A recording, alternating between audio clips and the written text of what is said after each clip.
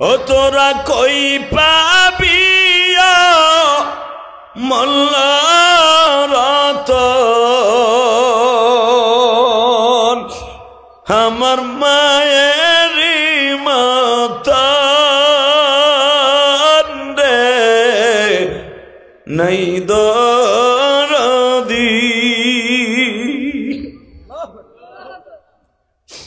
অন্ধকার কবরের মাঝে জানি না কি আযাব হচ্ছে মামা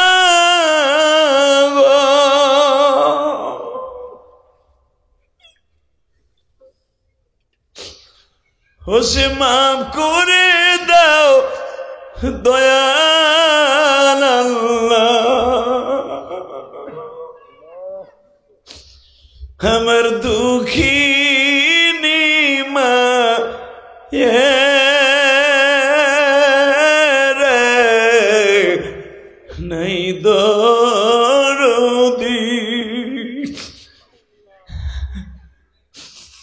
ভিজা জায়গায় মায়া শুয়া শুকনা জায়গায় আমায় রেখে মামা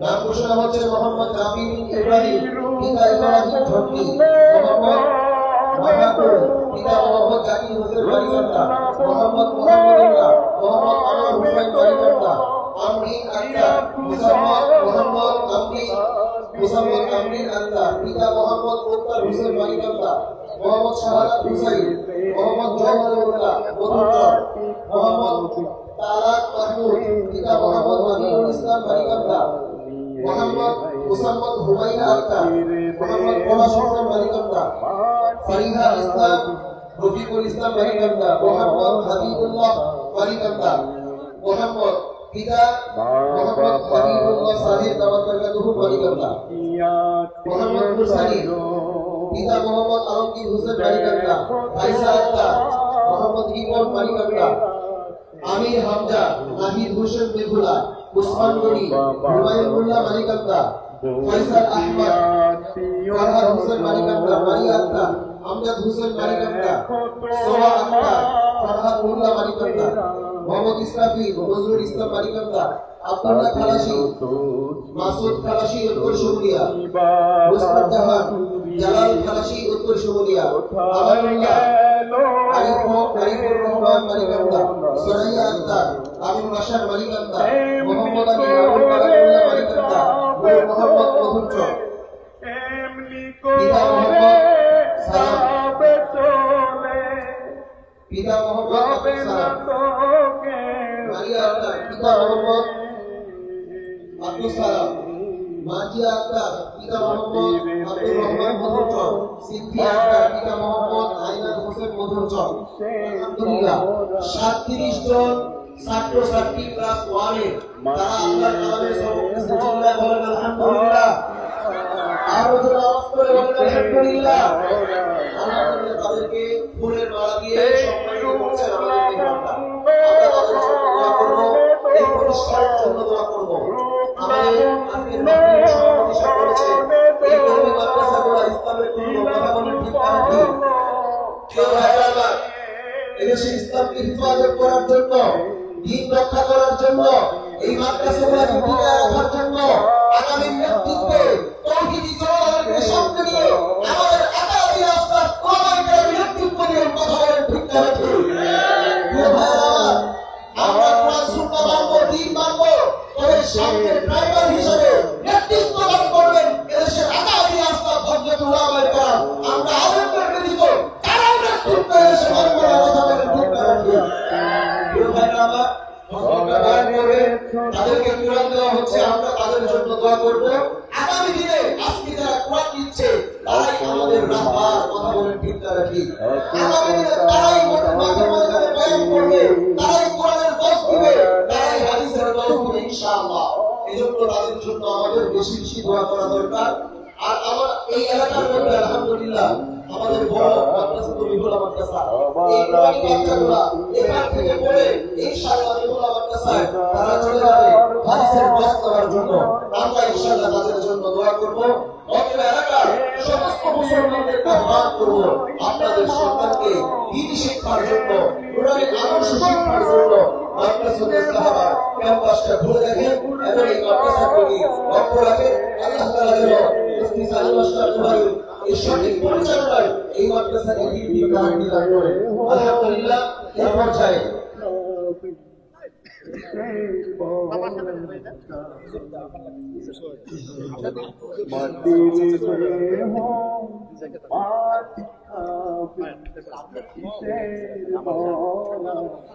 নারায়ে তাকবীর, নারায়ে তাকবীর। ইসলামের শত্রুরা হুঁশিয়ার শব্দে নারায়ে তাকবীর। সোজা করুন। আসসালামু আলাইকুম ওয়া রাহমাতুল্লাহি তাআলা ওয়া বারাকাতুহু। আউযু বিল্লাহি মিনাশ শাইতানির রাজীম।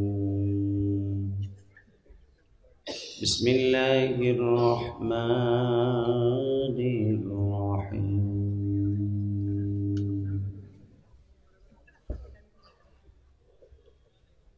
وآتينا موسى الكتاب وجعلناه هدى لبني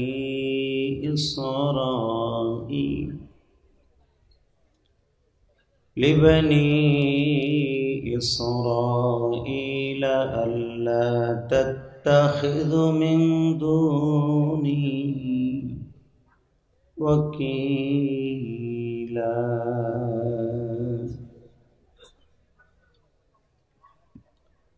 ذرية من حملنا مع نوح إنه كان عبدا شكورا وإنك لعلى خلق عظيم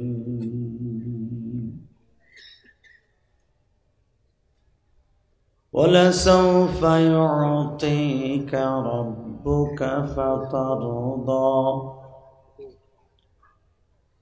إن الله وملائكته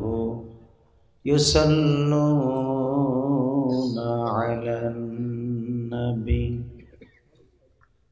يا أيها الذين آمنوا صلوا عليه وسلموا تسليما اللهم صل على محمد وعلى آل محمد كما صليت على إبراهيم وعلى آل إبراهيم إنك حميد مجيد সকলে বলে আলহামদুলিল্লাহ। সমস্ত প্রশংসার মালিক কে? এই যে আল্লাহর ওলি যারা দাঁড়ায় আছেন, বসলে কি সমস্যা? বসেন তো দেখি, আপনারা খুব ভালো মানুষ। বাজান একটু সামনে আগে আসেন তো, আসেন সামনে আসেন বাজান। যুবক এদিকে আয়, তুই বাদাম খাইতেছ টেহা নাইছিস কা বাইতে যে খাগা মগা এদিকে আয়। হাসতেছে আর চেহারাও যেরকম হাসি সেরকম যায় না, তার হাসি আমি কিনবো। এদিকে আয়, সামনে আয়। বাবা রে, আলহামদুলিল্লাহ বলেন। আর এক রায় হানার মতো আল্লাহ কবুল করেন, যেরকম আমিন।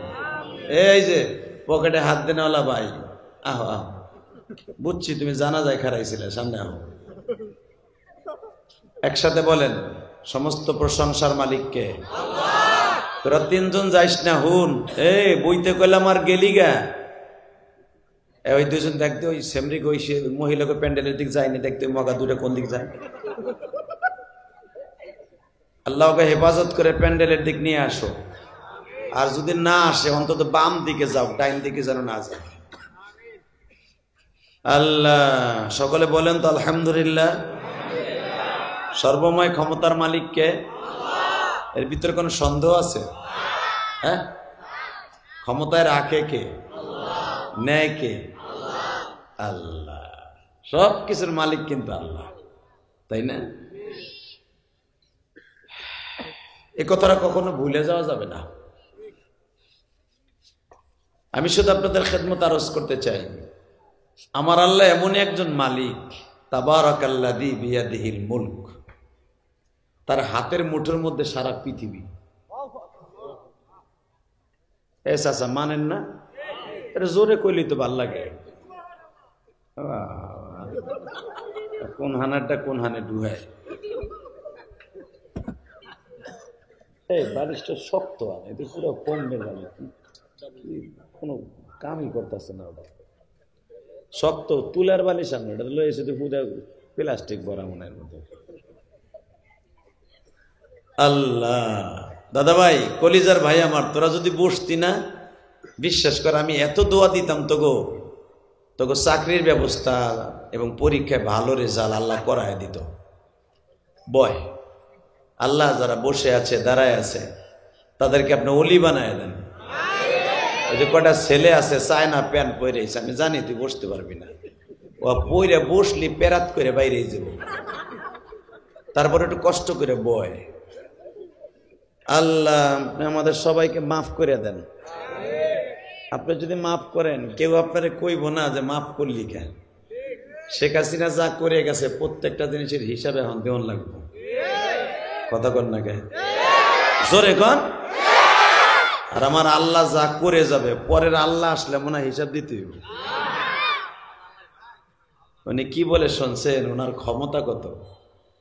ইন্নামা আমরুহু ইযা আরাদা শাইআন আন ইয়াকুলা লাহু কুন ফায়াকুন।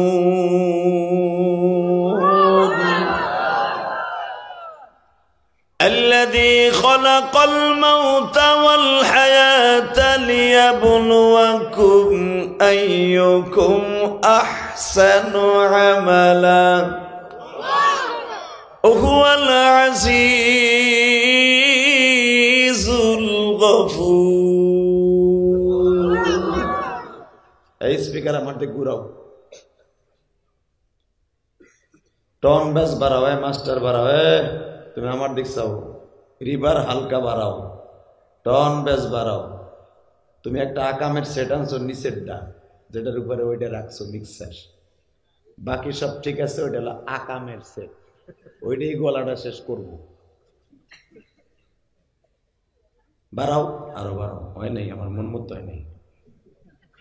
আলহামদুলিল্লাহ বলেন। আরো বাড়াও,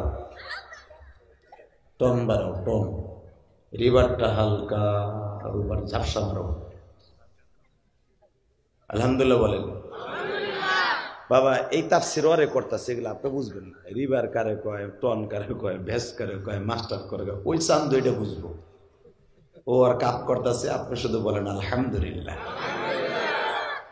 রিভার একবারে বন্ধ করে দাও, শুধু একসাথে বলবেন এই জমিনের মালিক কে? এখানে আসার তৌফিক কে দিবেন? যাইবার তৌফিক কে দিবেন? সব কাজের শুরুতে কার নাম নিবেন? খানা খাওয়ার সময়, পানি খাওয়ার সময়, সুদ খাওয়ার সময়। সুদ খাওয়া হালাল না হারাম? বিশেষ হয় খাইয়েন না সুদটা, আপনাকে পাও ধরে গেছে।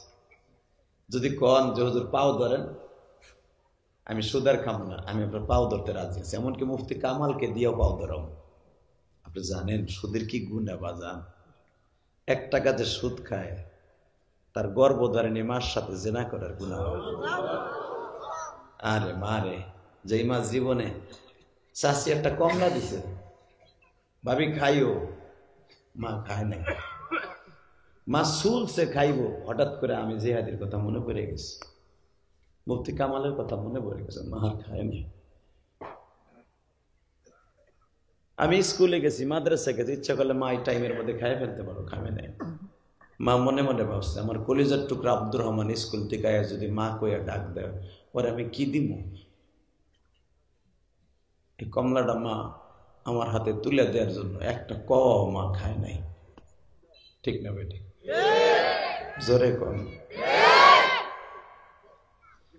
বাজান রে, যেই জনম দুঃখিনী মার সাথে জেনা করার গুনাহ লইয়া কবরে যাইবা, এ দোহারের বাইরা,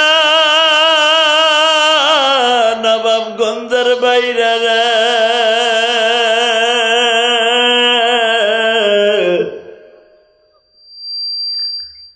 যাদের অ্যাকাউন্টে মায়ের সুদৃষ্টি আছে, দোয়া আছে, ওই মানুষটা কোনোদিন বিপদে পড়বে না।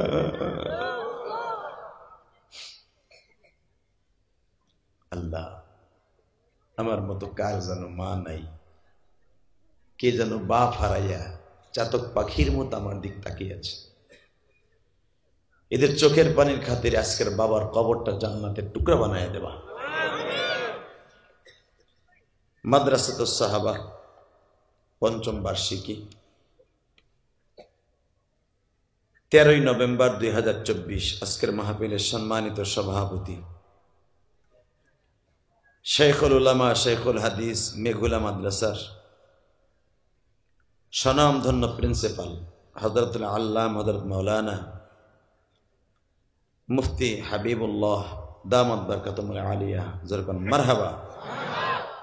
আজকের মাহফিলের দোয়া পরিচালনা করার কথা ছিলেন, কিন্তু আজকের মাহফিলে যিনি সভাপতি, আপনাদের অত্যন্ত প্রিয় মানুষ, এই দোহারের গর্ভ এবং দোহার থানা উলামা পরিষদের সম্মানিত সভাপতি, যার কথায় শত শত উলামা একরাম ওঠে আর বসে।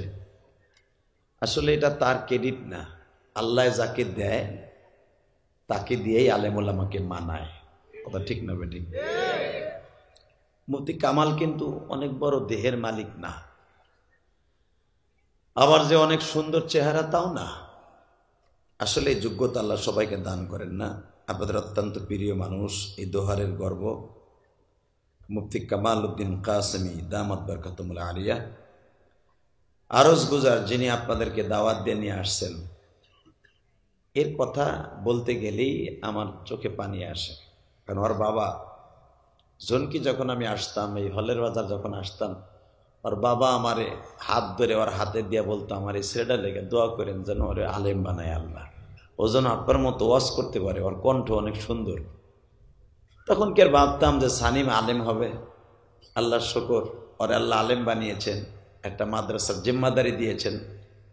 সুখ দুঃখ মিলেই মানুষের জীবন, বিপদ আপদ মানুষের মাঝে মাঝে আসে। কথা ঠিক না বেঠিক? এটা আমার জীবনেও বহুতবার আসছে। বিপদের দিক তাকানো যাবে না, তাকাইতে হবে আল্লাহ রহমতের দিকে। কথা ঠিক না? শানিম আশরাফ দুহারি বারাকাল্লাহ ফি হায়াতি এবং বাদেশা বয়ান করেছেন বাংলাদেশ মানব কল্যাণ পরিষদের সম্মানিত চেয়ারম্যান মুফতি মনিরুল ইসলাম শরীয়তপুরী সহ আর একজন আলেম হাবিবুল্লাহ টাঙ্গাইলি বারাকাল্লাহ ফি হায়াতি। সকলকে জানাই আমার অন্তরস্থল থেকে ধন্যবাদ, মোবারকবাদ। বলেন তো, যেই নামগুলো আমি আপনাদের সামনে উপস্থাপন করলাম, এই নামগুলো ভালো না খারাপ? তোমার আওয়াজ ক্লিয়ার করো, আর একটু বাড়াও, মাস্টারটা হালকা বাড়াও। এই নামগুলো ভালো না খারাপ? আসলে আলেম তারাই হতে পারে যাদের মা বাবার চোখের পানি কবুল হয়েছে। কথা কন আরো জোরে। যে ছেলেগুলারে কোরআন শরীফ দিলাম, ফুলের মালা দিলাম, স্কুল কলেজে যদি ভালো রেজাল্ট করলে ফুলের মালা দেয়, আমি তো মনে করি পৃথিবীর সর্বশ্রেষ্ঠ আল কোরআন, আল গ্রন্থ আল কোরআন, এই কোরআন যখন কারো হাতে দিবে, পৃথিবীর শ্রেষ্ঠ স্বর্ণ তাদের হাতে দেওয়া উচিত। আমাদের দেশে তো দাম নাই, কথা কর না কেন? এই কোরআনের পাখিদের দাম নাই, দাম আছে কেমন জানো? ওই যে সাকিব বাল হাসান আছে না, বাল হাসান মাঝে মাঝে ক্রিকেটে বাইরে দিয়ে চিতে পরে আবার ছক্কা মারে। কথা কন না কে? সেঞ্চুরি করে আসলে ওরে বাবা, বিগত সরকার, তার আগের সরকার, তার আগের সরকার, ওরে আল্লাহ কি গ্যাফান যে গ্যাফাইতো রে।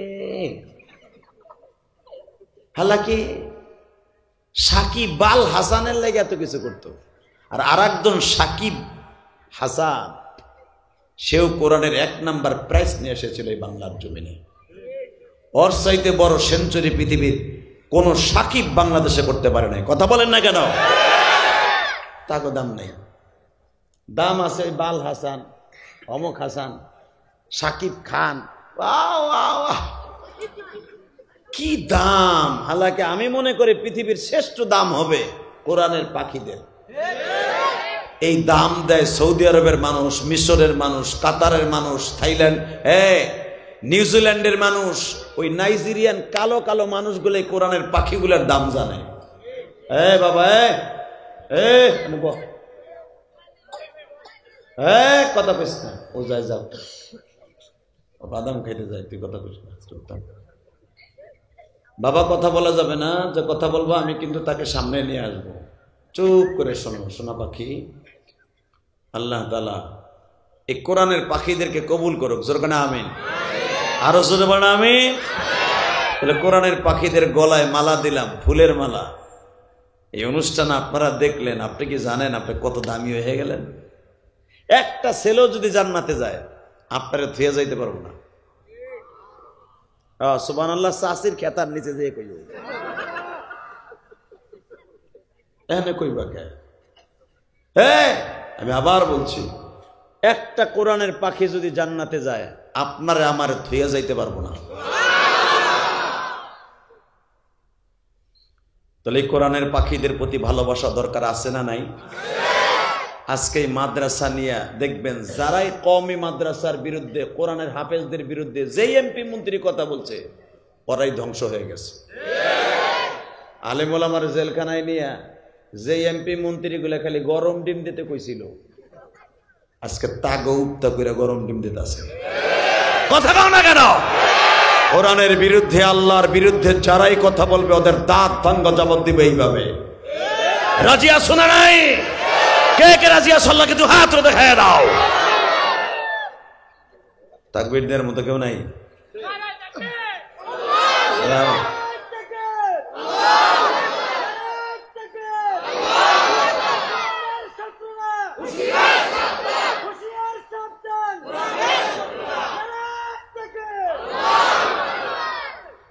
মাশাআল্লাহ, কোরআনের শত্রুরা, কথাটা কিন্তু দামি কথা, ঠিক না? কারণ কি জানেন? কোরআন শরীফ নিয়ে গেছো সব, একটা আমার লেগে তো নাই, একটা লেও না। আল্লাহ এ বাবা, কোরআনের জন্য পৃথিবীর শ্রেষ্ঠ মহামানব মায়ের খাইয়া পুরা আধা দিন বেহুশ ছিলেন। আমার নবীর জীবনে কয়েকটা জায়গায় নামাজ কাজা করছেন, তার ভিতরে উহুদের মাঠে একদিন। আলহামদুলিল্লাহ বলেন। বেলা 11টার সময় যুদ্ধ লাগছে। যুদ্ধের গতি এতই ভয়ঙ্কর ছিল যে নামাজ পড়তে গেলে সাহাবীরা আরো মাইর খায়। আসর পর্যন্ত ধুমসে যুদ্ধ হয়েছে, নিঃশ্বাস ফেলাবার শক্তি নাই সাহাবীদের।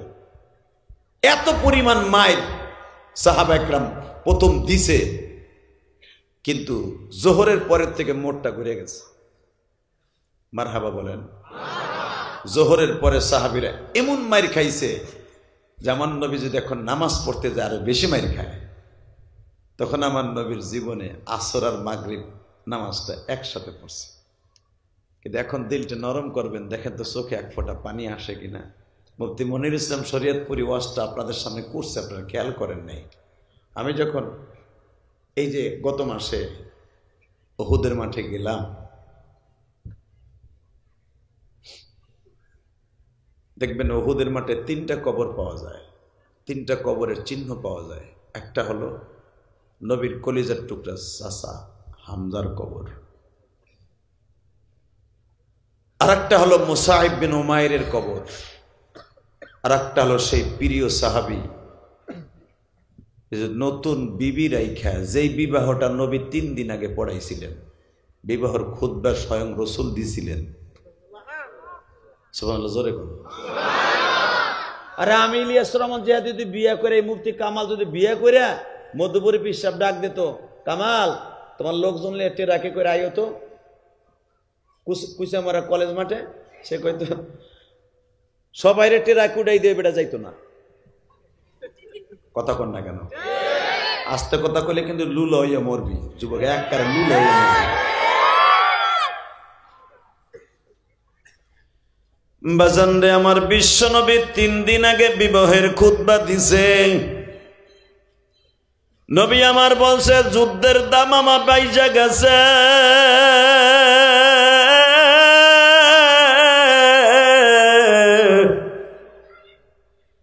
যেই তহেরার সাথে এই সাহাবীর বিবাহ। বাজান মদিনার মধ্যে একটা সম্ভ্রান্ত পরিবারের মেয়ে, এই সাহাবীর শ্বশুর বাড়ি আল্লাহ পাক আমারে কয়েকবার দেখাইছে। হ্যাঁ, সুবহানাল্লাহ জোরে কইতে পারো না? ওই এক চাচা চুপ করে আক করে বাগুন বেচার মতো বয়ে রয়েছে বেড়ায়। সুবহানাল্লাহ কইলি তো লাভ, আল্লাহু আকবার বলতে পারো না? আল্লামা জাকারিয়া সাহেব রহমাতুল্লাহ আলাইহি যারা ছিল তাবলীগের আসল দরদি, কথা কন না কে? এখন যেটা আইছে এই যে সাত, ও নিজে দাবি করে আমির, হালাকে তার বোর ভোটও যদি চায় আর বউ দিব না, কবে তোমার সারা দুনিয়া মাসে বেয়াদব কয়। বেটা বোর সাথে যদি এক বালিশে ঘুমায়, বোর থুতু হাত দিয়ে তুই আমার আমির মানে, নবী গোতাই বউরা মানে নাই, তোরে মানে আমির। কথা কন না কেন? সারা দুনিয়ার আলেম যারা বেয়াদব ফতোয়া দিছে, এ আবার আমির হয় কেমন? মধুপুরের পীর সাহেব আল্লাহর কুতুব শায়েখ বাংলাদেশের একটাই আছে, এখন মরে গেলে আর পাবা না। একটাই আছে বাংলাদেশের, রাজপথে লড়াকু সৈনিক, হে কেউরে ভয় পায় না, হে আলটিমেটাম দিয়ে দিছে, যদি এই বেয়াদব গোষ্ঠীর সাথে কোন উপদেষ্টারা তাদের সাথে হয়াল বরে, হয়াল বুঝেন? হ্যার ভাষা হে কইছে যদি এগুলোর সাথে তালে তাল দেয় তাহলে হাসিনের মতো তাগো অবস্থা হইব। এই কথা কিন্তু বেড়ায় কইছে এই বয়সে। তাহলে বুঝেন এই ঝাড়িটাকে কম কম শক্তি থাকলে দেয় এই বয়সে। আল্লাহ মনে রাখতে হবে। শোনেন, তাবলিগের বিরোধী উলামা একরাম না, কারণ এই তাবলিগ জামাত সৃষ্টি করছে উলামা একরাম। আল্লাহ যারা আস্তে কথা কয় গো বাড়ি ঘর তুমি চিনো, এই তাবলিগ জামাতের প্রতিষ্ঠাতা উলামা একরাম, এই তাবলিগ জামাতের প্রতিষ্ঠাতা উলামা একরাম, এই তাবলিগ শিখেছে উলামা একরাম, এই তাবলিগের জন্য জীবন দিতে পারে উলামা একরাম, তাবলিগের জন্য মায়ের খাইতে পারে উলামা একরাম, মায়ের দিতেও পারে উলামা একরাম। মায়ের শেখ হাসিনার আমলে তোমরা আমাকে দিছো, কিছু কই নাই। এবার মাঠে যাইও 6 আর 4 মারবো, এবার মাঠে যাইও ব্যাটিং করবো, ব্যাটিং ব্যাট করবো, ব্যাট ব্যাট হাতে করে খাড়াই থাকবো। এইবারে দুলাভাইয়ের বলা হুন যাইস না, হন ও গেলে আমি ওয়াজি করুন, টাইনা ধরবেটা জামাটা ধরতে টান দিয়ে বহানা 2 মিনিট বহা, পরে যাই যাবগা। ধন্যবাদ তোমার চেয়ারের ভাই, মারহাবা বলেন। তাবলিগ জামাতের প্রতিষ্ঠাতা আমার ইলিয়াস রহমাতুল্লাহ আলাইহি সহ সমস্ত দেওবন্দের উলামা একরাম। কথা বলে না কেন? সাদের প্রত্যেকটা উস্তাদ কইছো বেয়াদব। হ্যাঁ, যদি সাদ সাহেব বলতে পারে এই মিডিয়ার দ্বারা এতগুলা মিডিয়া, সব মিডিয়া কিন্তু আমার পক্ষে না, কেউ আছে আমার আইকেলা ঢুকানোর লেগে আছে, ওকে ব্যবসা খারাপ করে লেগে মানে আইকেলা নিশ্চিন্ত করে মারবে ওরা। সাদ আমার বক্তব্য শুনবে আমি জানি, কথা বলেন না কেন? আমি তো রাজধানী ঢাকার একটা ঐতিহ্যবাহী একটা থানা, দোহার নবাবগঞ্জ, এটা একটা ঐতিহ্যবাহী থানা, কথা বলেন না কেন? আমি এখানে বসে বললাম মিডিয়াকে সামনে নিয়ে সাত সাপালে প্রমাণ করুক তার ওস্তাদরা তার বেয়াদব কইছে কিনা। আর যে নিজে নিজেকে বড় দাবি করে ও হলো শয়তানের বায়রা। চিংকিম পাকা চি চি চি, মনে রাখো, নিজে নিজে যে আপনাকে বড় বলে, বড় সেই নয়। এটা বাকিটা আপনারাই কইছেন। আবার বলেন, আপনাকে বড় বলে, লোকে যাকে বড় বলে, উস্তাদরা যাকে বড় বলে, বড় উলামা একরাম যাকে বড় বলে। আমি নিজে মনে করলাম আমি ইলিয়াস রহমান জাহাদি, আমার বাপ ছিল মৌলানা হারুন সাহ অত্যন্ত দামি মানুষ, বুজুর্গ মানুষ। ইলিয়াস রহমতুল্লাহর কবর আমি ইলিয়াস রহমান দিয়াদি 3 দিন নিজামুদ্দিন ছিলাম, বানানো কথা আমি কই না। আমি সাত সাপকে বলবো, মনে আছে কিনা জিজ্ঞেস করেন। 2015 সালে আমি ইলিয়াস রহমান দিয়াদি গেছিলাম নিজামুদ্দিনে 3 দিনের জোরে। সেই নিজামুদ্দিন তাদের জোর চলতেছিল, ওই ঢাকা কালীগঞ্জের অনেক অনেক এতোয়াতি আর আতাহাতিরা ছিল। ওই আতাহাতি গ্রুপ ছিল, আমার সাথে জিজ্ঞেস করেন। এই মুসলমানের পোলা, এই আতাহাতি গ্রুপ আমার সাদ সাহেবের সাথে স্পেশাল বইতে দিয়েছে, বাংলাদেশের একদম প্রফেশনাল বক্তা হিসাবে। আমি তখন তারে দেখছি যে এত ইখতলাফ এই লোকটারে নিয়ে কেন। আমি একটু যাই দেখি, যাই দেখলাম তার ভিতরে 1 নাম্বার খাসলাত, যেটা আলেম ওলামা, শুধু আমি না, 1 থেকে 150 বাংলাদেশের আলেম ছিল, মিরপুরে ছিল 8 থেকে 10 জন, তারাও আতাহাতি গ্রুপে গেছিল মাল খাইয়া। হেরা সাদ সাহেবের ব্যবহার দেখে আজ থেকে ওটা বাদ। যদি একটা কথা মিথ্যা বলে আল্লাহ যেন আমার জিহ্বা কেটে দেয়। আমি স্বচক্ষে দেখে এসে বলছি, আমি গেছিলাম পয়সা খরচ করে, সাদ সাহেবের মানুষ এত খারাপ কয় দেখি না যাইয়া, কিন্তু আমার সমস্ত দিলের রাগ আর ক্ষোভ আরো বেশি বাইরে গেছে। তোমরা ঠিক কর, তোমরা ছিলানি, আমি কই হল খালি ঠিক ঠিক আন্তাজে ঠিক যা কই তাই হনু। আলহামদুলিল্লাহ বলেন। আমি স্বচক্ষে তার রুমের মধ্যে, খাস রুমে নিজামুদ্দিন এর পিছনেই তার বাসা, হেহানে বইয়া তার সাথে খুশুসি আলাপ করছি 25 থেকে 35 মিনিট। তার ব্যবহার দেখে আমার কলজেটা খারখানা হয়ে গেছে। এই জন্য বলবো, একজন আলেমকে ঠিক করার জন্য আমি মিডিয়ার মাধ্যমে বলছি, এখনো পর্যন্ত আপনি আলেম ওলামার সাথে বসেন, স্যালেন্ডার করেন। কারণ দুনিয়ার যে মানুষটা নিজেকে তাওয়াজু কেলি দে দরে জান্নাত আছে, যে নিজের নরম দিলি করে ফেলবে, আল্লাহ রহম দিলি তার উপরে নাযিল হবে। নিজের নরম দিলি করলে রহম দিলি কে দিবে? জোরে বলেন। তাওয়াজু কেলি দে দরে জান্নাত আস। তাওয়াজু ছাড়া, নরম হওয়া ছাড়া জান্নাতেও যাওয়া যাবে না, দুনিয়াও সম্মান পাওয়া যাবে না। আপনারে নিয়ে সারা পৃথিবীর আলেম ওলামা এত কথা কয়, আপনার কানে যায় না? এ শয়তান রে নিয়ে আমার আল্লাহ পর্যন্ত কইছে এটার কাছে যাবা না, ইন্নাহু লাকুম আদুব্বুম মুবিন। শয়তান হুনতাছে না? ও কি লেগে ভালো হয় না জানেন? এইটাই তো জানেন না। আল্লাহ নিজে ভোট দিছে, ও তো শত্রু। আল্লাহ যারে বানাইছে, শয়তান কে বানাইছে? কে আমার দেশের সরকাররা বানাইছে না? কে বানাইছে? জোরে কন, আরো জোরে। আমারে কে বানাইছে? আদম রে কে বানাইছে? আপনারা কে বানাইছে? সাদ সাহেব কে বানাইছে? ইলিয়াস রহমতুল্লাহ কে বানাইছে? মৌলানা হারুন সাহেব কে বানাইছে? আল্লামা জাকারিয়া সাহেব কে বানাইছে? এই মুসলমানের পোলা, ওয়াজ আজকে পকেটে লয়ে যাইও। এই মনে রাখবেন, এ সবার মালিক আমার আল্লাহ। কিন্তু এখানে যে আল্লাহ শয়তান রে বানাইলো, ওই আল্লাহ আবার বলতেছে, আলম আহাদ ইলাইকুম ইয়া বানি আদম আল্লা তা'বুদুশ শাইতান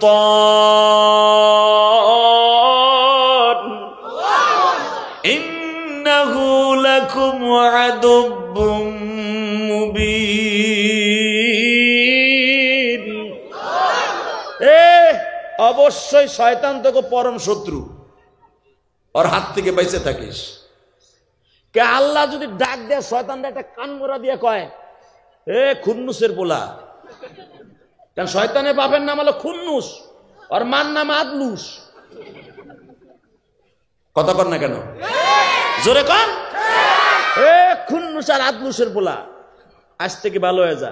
দোহারের ওই যে পাকা দাড়িওয়ালারে চাবি দিবি না।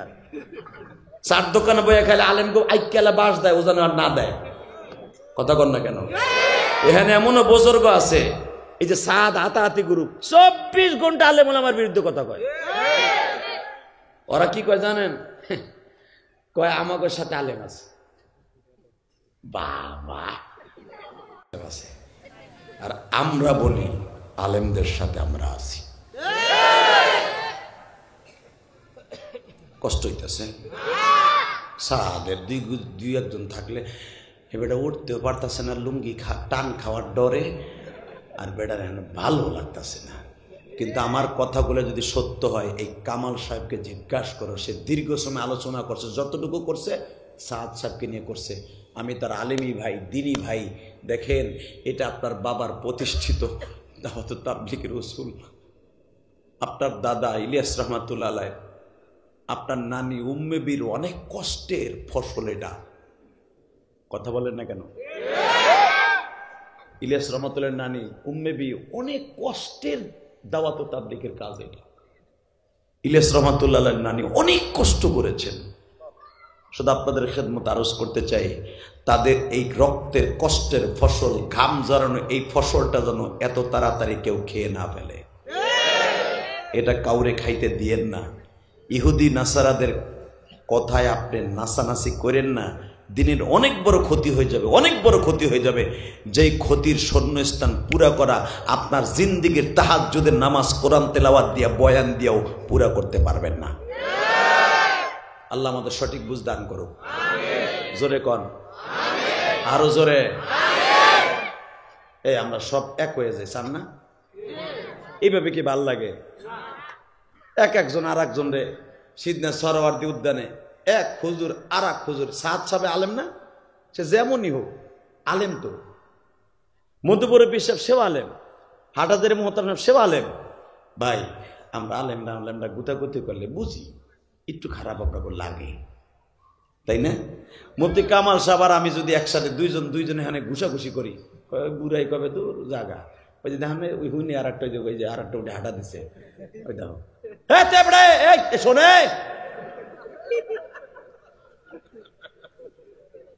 কোন বেতারা জায়গায় বসলাম রে আজকে আমি। তুই এখান তো ওখানে গেলি কে? তোর মেইলের লোক মনে হয় না বহা, খালি যদি দুজন কথা কস না, দেখ তোর করি কি আজকে। আল্লাহ মাফ করে দিক, জোরে কেন আমিন। বাবা আমি ওয়াজ করবো আর আধা ঘন্টা, শরীরটা আজকে বেশি ভালো না। কালকে দুইটা ওয়াজ ছিল তো, দুটা ওয়াজ এসে পরে একটা যে উঠছে সে রায় 11:30টার সময়। মামুন সাহেবের পিএস হে কইতেছে ভাই আপনি পরেই ওঠেন। উঠছি যে ভাই এই দুইটা মাহফিল করে আসার সময় এই বডিলে আর একজন রাস্তায় খাড়া রয়েছে, আর গাড়ির হেডলাইট জ্বলে না। এই যে মোটাটা মুটকুটা কুল্লা তাই নাম হলো কুল্লা তাই, দুইটা মেটকা।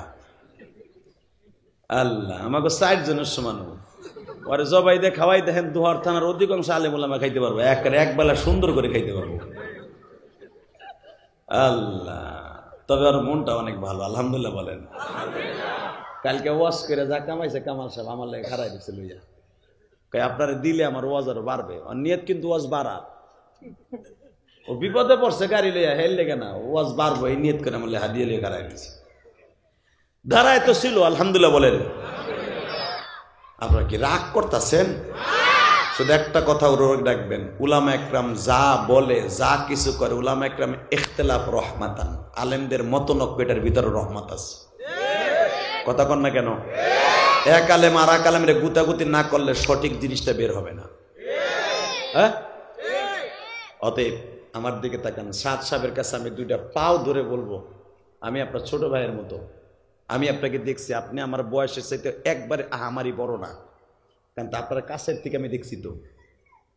দাড়ি দুড়ি পাকলে সে বড় ভাই হয় না। কথা কন না কেন? অনেকে দাড়ি ভাই 25 বছরে তার রাহা শুরু করে, তাই না? 35 বছরের সময় একবারে পাইকে উলা বান্দরের মতো হয়ে যায়। আবার এই দেখেন 50 বছরের কাছাকাছি একটাও পায় নাই। আলহামদুলিল্লাহ বলতে পারলেন না? আমি কি এই দোহারে আজকে হিরে চাষা চান্দু চাষা? ও মা গো, আমি আজ থেকে সেই 18-19 বছর আগের থেকে হেনে আহি, যেমনে দেখছেন হেমনি আছি।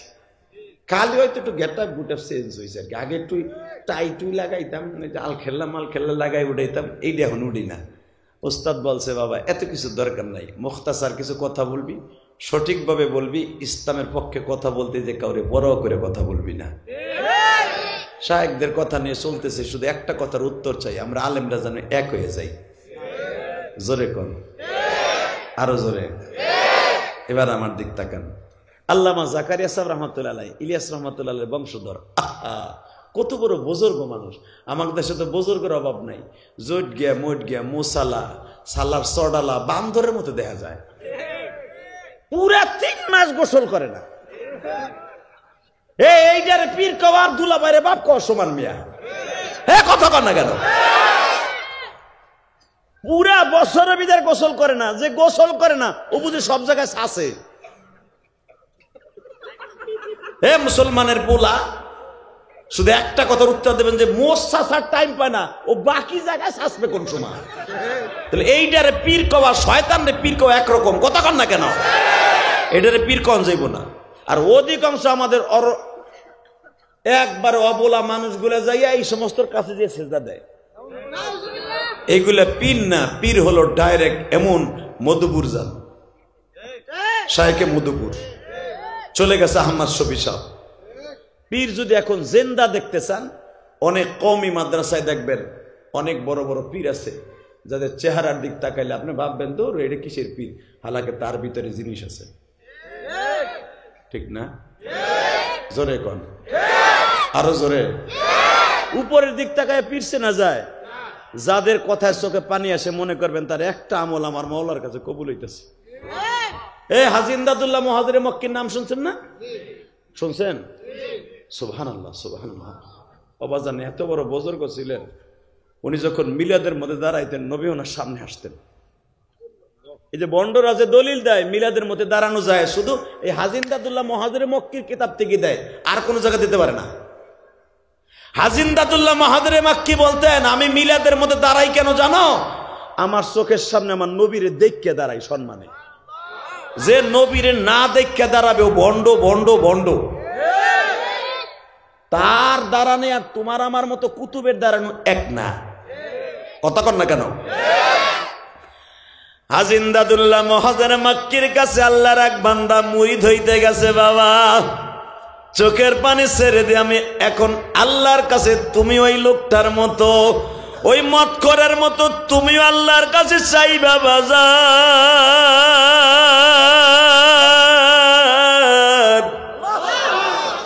কোন মানুষ যদি মাওলার কাছে ঠিক মতো চায় গো বাবা, ওই মানুষটা কোনদিন মাপ না পাইয়া মাঠ ছাড়বে না। হাজী ইমদাদুল্লাহ মুহাজিরে মক্কি জিজ্ঞেস করে, ও শিল্পপতি ভাই, আপনি যে আমার কাছে মুরিদ হইতে আসছেন, আমি আপনার কাছে মুরিদ হমু? হাজী ইমদাদুল্লাহ মুহাজিরে মক্কি জন বলছে, আমি আপনার কাছে মুরিদ হমু। ওই শিল্পপতি কইতেছে, আমি এসে আপনার কাছে মুরিদ হইতে, আপনি আমার কাছে কি মুরিদ হইবেন? আমার কাছে মুরিদ হইলে তো আপনার সুদ খাওয়ান লাগবো, আমার সাথে মুরিদ হইলে তো আপনার মদ খাওয়ান লাগবো। হাজী ইমদাদুল্লাহ মুহাজিরে মক্কি বলি, কেন আপনি কি মদ খান? এখন কানবেন। বলে, হুজুর মদ খাই না, মদ দিয়ে মাঝে মাঝে গোসল করি। আল্লাহর কুতুব আস্তে করে বলে, আপনি যে মদ দিয়ে গোসল করেন, খান, আপনি কি জানেন আমার আল্লাহ একটা পানি আর একটা গোশত হারাম করছে? মাছের ভিতরে হারাম করছে, গোস্তের ভিতরে হারাম করছে, পানির ভিতরে হারাম করছে, পানির ভিতরে হারাম করছে মদ। কথা কন না কেন? নাপাক পানি আর মদ একই হুকুমে। আপনি কি জানেন পানি জাতীয় একটা জিনিস হারাম, সেটা মদ। আর হরিমাত আলাল মাইত, এবং মৃত জিনিস এটা হারাম। এই কথা বলতে দেরি আছে, আপনি মদ খাইয়েন না। কই হুজুর আমার সবচেয়ে বড় সমস্যা, আমি মদ না খাইলে সহে দেই না, মাগরিবের পরে আমার মদ খাইতেই হয়। আল্লাহর কুতুব বলে ফেললেন, মদ কি আপনার খাইতেই হয়? কয় হ। আল্লাহর কুতুব বলে দিলেন, শিল্পপতি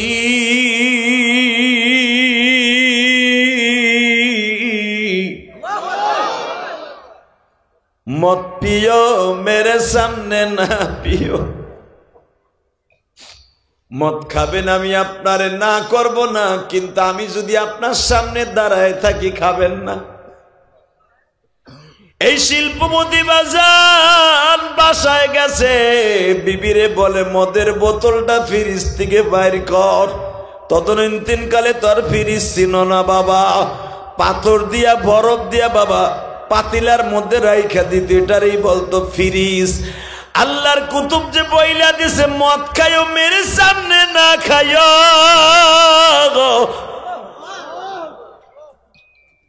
বিবি জিজ্ঞেস করে তুমি এত টাকা খরচ করে হাজি ইমদাদুল্লাহ মহাজরে মক্কির কাছে মুরিদ হইতে গেলা, মুরিদ হইতে যাইয়া কি মদ ছাড়তে পারলা না?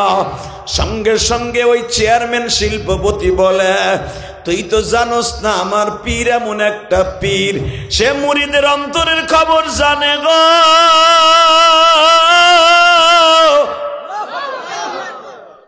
সে মনের খবর যাই না সুবিধা মোতাবেক বইলা দিছে মদ পিও মেরে সামনে না পিও, আমার সামনে খায়ও না, সাইও খায়ও আমার সামনে খায়ও না। পীর তো এখন আমার সামনে নাই, খাইলে অসুবিধা নাই। বাজান দেখবেন অনেক মদ খোরের বিবি কিন্তু রাবেয়া বসরির মতো, ঠিক না বেঠিক? ও বাজান ওয়াকেন অনেক সুদখোরের বিবি কিন্তু দেখা যায় নেককারিনী, অনেক বিড়িখোরের বিবি কিন্তু নেককারিনী। বিবি এইটা পছন্দ করে না। আবার অনেক বিবি আছে বাবা স্বামী পাপের কাজ পছন্দ করে না, বিবি ওইটা পছন্দ করে, আছে না নাই? দোহারে কিন্তু সব কোয়ালিটির মহিলা আছে, যাগো স্বামী বিদেশ থাকে আল্লাহ, তবে সব মহিলা না, আলহামদুলিল্লাহ বলেন। কিছু কিছু মা আছে অনেক ভালো, ঠিক না বেটি? স্বামী বাহিরে থাকলেও কোরআন শরীফ পড়ে, তাহাজ্জুদ পড়ে, স্বামীর জন্য কেঁদে কেঁদে যায় নামাজ ভিজায়, আছে না বাবা? আবার অনেক মা বোনরা আছে দেওরের মোটর সাইকেলে মৈঠন গাট যায় না, কি করে মৈঠন মইনট মইনট মই যায় না, যায় মাশাআল্লাহ, তাতে ভালো। এই মুসলমানের পোলা অনেক শ্বশুর শাশুড়ি আছে চোখ দিয়ে দেখেও প্রতিবাদ করে না, করবো কেমনে, ওই বউ তো পোলার টাকা দিব না, ওই ডরে কিছু কয়ও না, ঠিক না? কিন্তু মারে আমি আপনার দুইটা পাও ধরে বলি যে আমি আপনার ভাইয়ের মতো, আমি আপনার ছেলের মতো, আমি আপনার বড় ভাইয়ের মতো, ছোট ভাইয়ের মতো, স্বামীর টাকা বাজে কোনো জায়গায় খরচ করেন না। এই কোরআন হাতে নিয়ে বলে গেলাম, স্বামীর প্রবাসীদের কষ্টের টাকা যদি কেউ খারাপ রাস্তা খরচ করে ওই মহিলার কিয়ামতের মাঠে আল্লাহর কাছে জবাব দিতে হবে। কথা বলেন না কেন? কষ্ট হইতেছে, ঘুম আসতেছে, ওই লোকটা কেবল ঘুমানো স্টার্ট দিছে, চিন্তা করে হুজুর সারা রাত বললো গেঞ্জাম হয়েছে তো রাত্রে কালকে ঘুমাতেরই নেই, এখন আর কেউ ডিস্টার্ব করে না, এখন ঘুমাইতেছি, বাসায় গেলেই তো আবার বহু গুতাগুতি করবো, এখন একটু ঘুমাই। এই নিয়ত থাকলে বাইতে যে আপনি ঘুমান গা নয়, মসজিদের বারান্দায় যে ঘুমান গা। শুধু একটা কথা বলবেন, স্বামীর কষ্টের টাকাগুলা যেই মহিলা হালাল ভাবে ঠিক মতো আদায় করবে কিয়ামতের মাঠে মা আসিয়ার সাথে জান্নাতে যাবে। আরো জোরে কান, টাকা নেই দিকে। আল্লাহর কুতুব তার বিবি দেখেন কি নেককার, কে তুমি বলে মুরিদ হয়েছো? চাপ, মুরিদ হয়েছে পীর আমার সঠিক আছে। কে? হে আমার অন্তরে খবর জানে, হে কইছে মদ পিও মেরে সামনে না পিও, বছরে যাবো হের মাহফিলে 2 বার, হের সামনে খামো না। অনেক লোক আল্লাহর ওলি আছে না, সরমনের অনেক মুরিদ আছে বাবা, সরমনের বন্ধ করেন না, কি লে জানেন? সরমনের কিছু কিছু পাগল আছে, এরা যখন মৌলার জেকের আরম্ভ করে কলার পাতা যেমন নাচে তাদের অন্তরটাও নাচে, তবে সব মুরিদ যে আল্লাহর ওলি তাও না। সরমনের অনেক মুরিদ আছে ঘুষ খায়, সুদ খায়, আছে না নাই? আবার অনেক মুরিদ আছে 3 দিনের বয়ানে জাহান্নামের রাস্তা ছাইড়া দিয়া বড় ডাকাইত আল্লাহর ওলি হয়ে গেছে।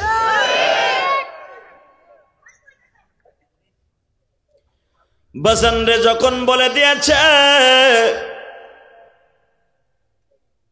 তুমি না মুরিদ হয়ে আসছো, কেমনে মদের বোতল আবার হাতে নিলা? ওই চেয়ারম্যান বলতেছে মদ খোর, বলতেছে পীর আমারে বলছে মদ খাইতে। এই কথা বলতে দেরি আছে, বিবি দরজার কাছে দাঁড়ায় বলে মালিক বিচার তোমার আদালতে। আমি জানি হাজি ইমদাদুল্লাহ মাহাদারে মাক্কি রসুলের বংশের মানুষ, যে হিজরত করে এই দেশে আসছে দাওয়াত ও তাবলীগের কাজ করতে। ও মালিক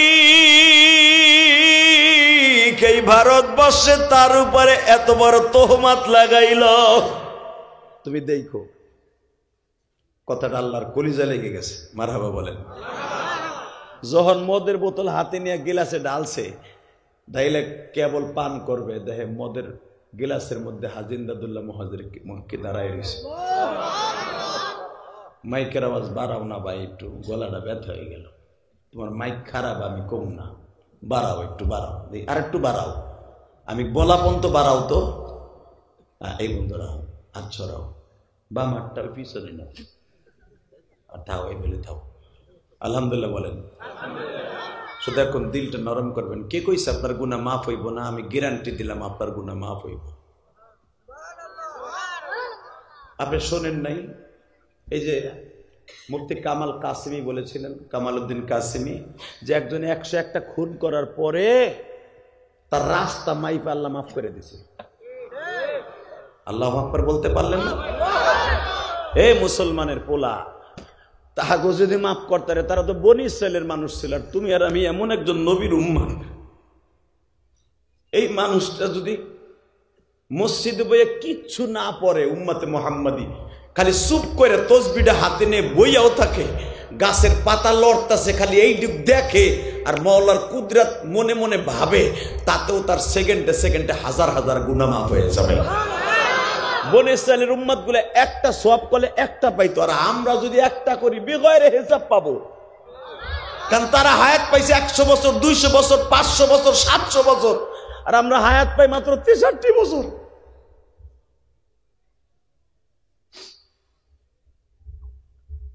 এই লস খাইয়েন না। এই মজমার ভিতরে একবার সুবহানাল্লাহ বলবেন। আল্লামা জাকারিয়া সাহেব বলেন, তার নাম, তার বাবার নাম সহ জান্নাতের ভিতর ওই মহিলা পুরুষের জন্য আল্লাহ একটা সুবহানাল্লাহর গাছ লাগাই দিবেন। এবং যাদের জিহ্বা তরুতাজা থাকবে সুবহানাল্লাহ আলহামদুলিল্লাহর দ্বারা, ওই লোকটা মরার সময় এমনকি ঘুমায়া থাকলেও আল্লাহ তার জিহ্বা বন্ধ রাখে না, ঘুমের ভিতরেও জিকির করতে থাকে। আমি মাঝে মাঝে বলি, মাঝে মাঝে বলি, বাংলাদেশে এমন এমন পীরা ছিল বাবা, বন্ড না, যারা ঘুমায়া থাকলেও জিহ্বাটা ঘুমাইতো না। কথা কর না কেন? আহমদ শফি সাহেবের খাদেমের নিজের মুখে আমি শুনছি, জুনায়েদ বাবুনাগরীর খাদেমের নিজের মুখে শুনছি, বানানো কথা আমি বলি না। ভাই আমার একদিন বলতেছে, জিহাদি ভাই, এখন তো আল্লাহর কুতুবরা চলে গেছে, তারা আমাদের না করছিলেন, এই জন্য বলি নাই। জীবদ্দশায় দেখতাম জুনায়েদ বাবুনাগরী হাদিসের 10 থেকে উঠে যেয়া একটু কাইত হয়ে বালিশটা মাথায় দিয়ে শুইতো, সে ঘুমের ভিতরে কলকালা রাসূলুল্লাহ বলে ওই হাদিস পড়াইতো। শাইখুল ইসলাম আহমদ শফি সাহেব আল্লাহর কুতুব তো লাস্টে একবার কাইতে পড়ে থাকতেন, ওই হুইল চেয়ারের ভিতরে কোরআন শরীফ পড়তেন। আল্লাহকে আমরা ডাক দিলে দেখতাম নাক টানতাছে, ঘুম, হুজুর ঘুমায় গেছে। এমন ওষুধ খাইতেন যে হুজুর 24 ঘন্টা ঘুম থাকতো, হার হালাতে ঘুম, গাড়িতে বসলে ঘুম, চেয়ারে বসলে ঘুম, ক্লাসে বসলে ঘুম, কিন্তু হুজুর ঘুম দেখতাম কিন্তু অন্তরটা খোলা পাইতাম। আমরা দেখতাম হুজুর ঘুম অবস্থায় জিকির করতেছে, আল্লাহ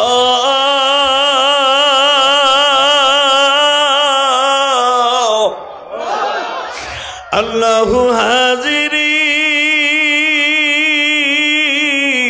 আল্লাহু নাযিরি। হে আমার দোহারের কলিজার টুকরা বাজান না, দুনিয়া থাকার জায়গা নয় গো বাজান। আরে বাবা, এই যে দেখছো একটা ঘটনা, যুবক মারে মাত্র 500 টাকা চাইছিল, প্রেমিকের জন্য পুরস্কার কিনে নিয়ে দেখা করতে যাবে, মার সাথে কথা কাটাকাটি হইল বাবা।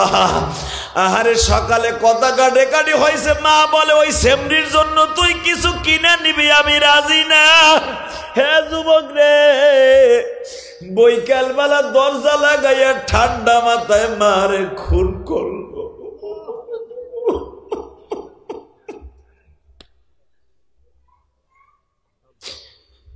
মার বুকের উপরে বইয়া গলা টিপা হত্যা করলো রে যুবক, মারে মা।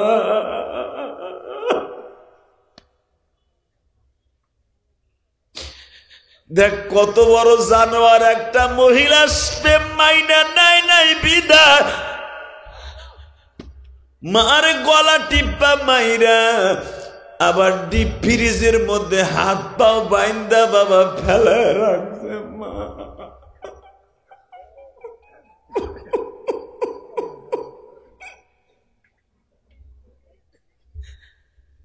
হালাকি এই ছেলেটারে মা দুনিয়ার মুখ দেখাইতে যাইয়া ওই দুঃখিনী মা ঠিক মতো এক গ্লাস পানিও পেট ভরে খাইতে পারে নাই রে। মা পানি খাইলে 7 মাস 8 মাস গর্ভের বয়স অবস্থায় বাজান ঘন ঘন মা বাথরুমে প্রস্রাবখানায় যেতে হবে, এই জন্য ঠিক মতো মা পানিও পেটটা ভরে খায় নাই। বাবাই দামি দামি খাবার কিনা দিছে, মা খায় নাই। পেটটা উঁচা হইলেই তুমি আর আমি লাথি মাইরা দিছি। আর এই ছেলেটারে দুনিয়ার মুখ দেখাইতে যাইয়া হয়তো আর মা কত কলস রক্ত জমিনে ফেলছে রে মা রে মা।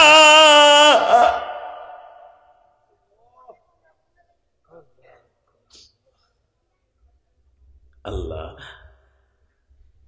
সারা জীবন মা মা পেয়ে কান্দে গেলাম। আর কোন জায়গায় পরানটা রাইখা মায়েরে নিজের হাতে মাইরা হাত পা বাইন্দা ফুটবলের মতো গোল কইরা একটা ফার্মের মুগির মতো বাইন্দা সাইন্দা ডিপ ফ্রিজের মধ্যে একটা মানুষ ধরে রে বাবা। যে যত ছোট সাইজেরই হোক, ডিপ ফ্রিজ আর কতটুক সাইজ বাবা, এটার মধ্যে হাত পা বাইন্দা ফুটবলের মতো গোল কইরা মায়েরে ফুটবলের মতো গোল করে ডিপ ফ্রিজে ধুয়ে দিছে তালা মাইরা। আবার এই বদমাশ জাহান্নামে কি কয় জানো? আমার মায়েরে পাই না, ডাকাইতরা আমার মায়েরে মাইরে কই জানে গোপন করে থুইছে। দেহ আল্লাহ কি পারে, গজবে ধরলে কেমনে ধরে। ও নিজেই আবার ডিপ ফ্রিজ খুলছে, আবার ও নিজের চাকু দিয়া এক একটা করে আলমারিতে কোপ দিছে, কিছু কিছু গিলাস ভাঙছে বাইরে, যেন বুঝে যে ডাকাইতে আমার মায়েরে মারছে। আরে ভাই, বাংলাদেশের প্রশাসন আজ থেকে 30 বছর আগের প্রশাসন না, প্রশাসন এখন এতই তৎপর, তারা চেহারার দিকে তাকাইলে বলতে পারে। বর্তমান র্যাব, কিছু কিছু র্যাব আছে, আর্মি বাইরে আছে, কিছু কিছু ডিজিএফআই আছে, গোয়েন্দা বিভাগ আছে, চেহারা দেখে বলে দিতে পারে কে কি করছে না করছে। 30 বছর আগের ওই ঘুষ খাওয়া ডাকাইতে এখন আর নাই। কথা কন না কেন? আর চেহারার দিক তাকাই বলে লাইছে যে তুই মারছো। তোর কথার ভাবেই বুঝতেছি তুই মারছো। সিসি ক্যামেরা ফুটেজ ধরা খেয়ে গেছে। যুবক, আমি তোর পাও দুইটা ধরছি রে ভাই। যে ছেলেটা মায়ের এইভাবে মারলো, হারে মহিলা যখন গলা চিপা মারছে, মনে মনে কি কইছে রে? অবশ্যই মার মনে বলছে, বাবা তুই আমারে মাইরে ফেলতে চাইতেছস, মাইরে ফেলাইতেছস। আমি যদি তোরে 1 মাস বয়সে গলা চিপা মাইরে লাইতাম, তুই দুধের জন্য কত কানসর, কত ডিস্টার্ব করছ। আমি মায়েরে রাতকে রাত ঘুমাইতে দেস নাই। আমি যদি রাগ কইরা তোরে গলা চিপা মাইরে লাইতাম, কেউ বুঝতো না যে তোরে আমি মারছি। আরে আমি তোরে না মাইরা দুনিয়ার মুখ দেখাই, আজকে তুই আমারে মাইরে ফেললি।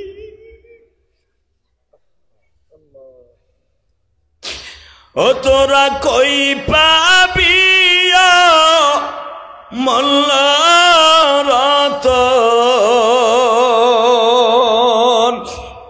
আমার মায়ের মাতান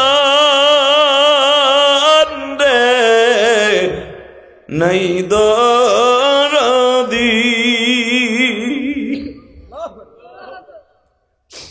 অন্ধকার কবরের মাঝে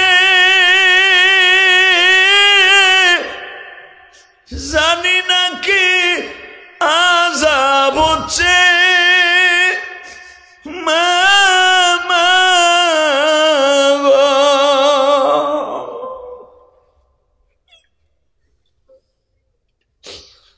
হোসে মাফ করে দাও দয়াল আল্লাহ। আমার দুঃখিনী মা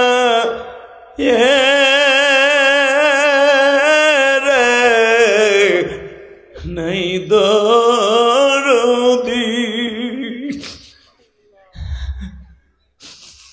ভিজা জায়গায় মায়া শুয়ে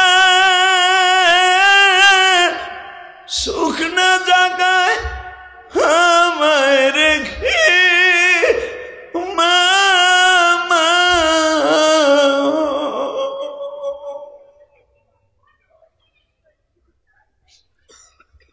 আল্লাহ দেখো তো এই দোহারের তোমার কোন পাগলের মা নাই গো।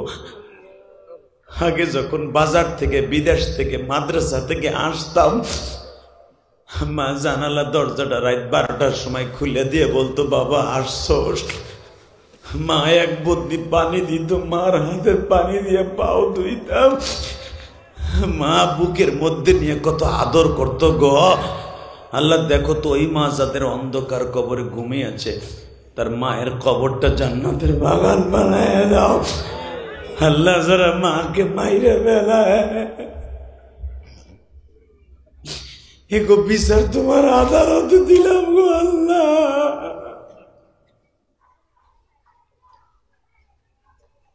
এই বাচ্চাগুলা এই মাদ্রাসার মধ্যে কে বাচ্চাগুলা ডিস্টার্ব করে?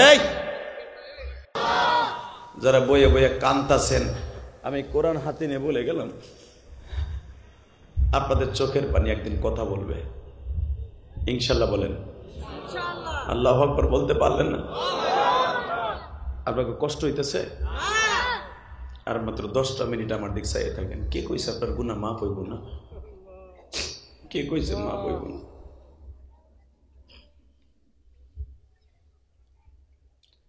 বাজানরে আমার দিকে তাকান। হাজী ইমদাদুল্লাহ মুহাজিরে মক্কি গিলাসের মধ্যে দাঁড়িয়ে আছে। গিলাসটা হাতে নিচে দেখে মদের গিলাসের মধ্যে আল্লাহর কুতুব দাঁড়াই আঙ্গুলের ইশারা দিয়ে বলে, এ পাগল মদ পিও, মেরে সামনে না পিও। জোরে জোরে জোরে জোরে জোরে জোরে জোরে। এ বাজার মদের গিলাসটা বাইরাইয়া বাংসা গো। এবার মদের কাছের বোতলটা হাতে নিছে, ডক ডক করে গালের মধ্যে প্রবেশ করাবে। মদের বোতলের মধ্যে থেকে হাজী ইমদাদুল্লাহ মুহাজিরে মক্কি কথা কয়। হাজী ইমদাদুল্লাহ মুহাজিরে মক্কির লেখা বইয়ের মধ্যে তার একজন শাগরিদ লেখছে, দেখবেন উর্দুতে লেখা, মদ পিও মেরে সামনে না পিও। মদের বোতলটা বাইরে ভাঙলো গো বাবা। বাংলাদেশে এমন এমন জিন্দা ওলি ছিল, ঘুমাইয়া থাকলো, বাথরুমে গেল জিব্বা ঘুমাইতো না বাবা। হাফিজ হুজুর রহমাতুল্লাহ আলাইহি বাথরুমের মধ্যে ঢুকছে। বাথরুম থেকে বের হওয়ার পরে দেখে আল্লাহর কুতুবের জিব্বা দিয়া বাবা গড়ায় গড়ায় রক্ত পড়ে। খাদেম জিজ্ঞেস করলেন, হযরত কি হয়েছে আপনার? জিব্বা কি ফাইটে গেছে না ঠোঁট পারছে?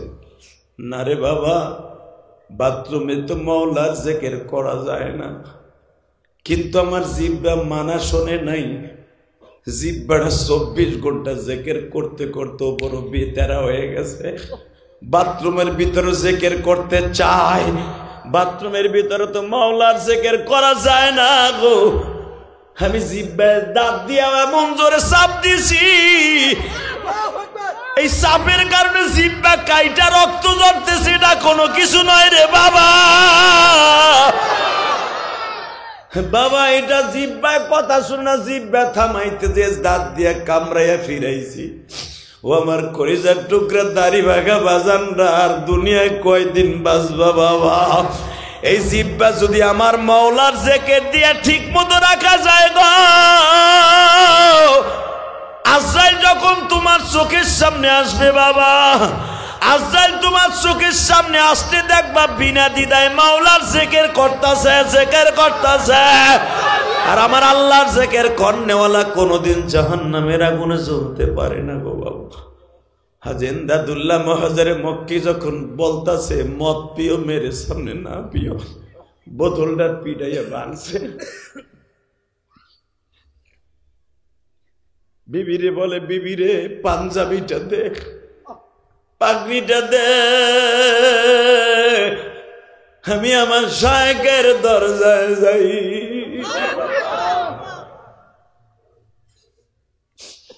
ও আমার দুহারের কলিজার টুকরা ভাইরা, আজকে 13ই নভেম্বর সাক্ষী রাইখা গেলাম গো। এই মাসমার মধ্যে যাদের চোখ দিয়া গড়ায় গড়ায় পানি পড়ছে, তুমি আলেম হওয়ার গায়রে আলেম হও। আলা ইন্না আউলিয়া আল্লাহ লা খাউফুন আলাইহিম ওয়ালা হুম ইয়াহজানুন। উদখুলু ফিস সিলমি কাফা ওয়ালা তাত্তাবিউ খুতুওয়াতিশ শাইতান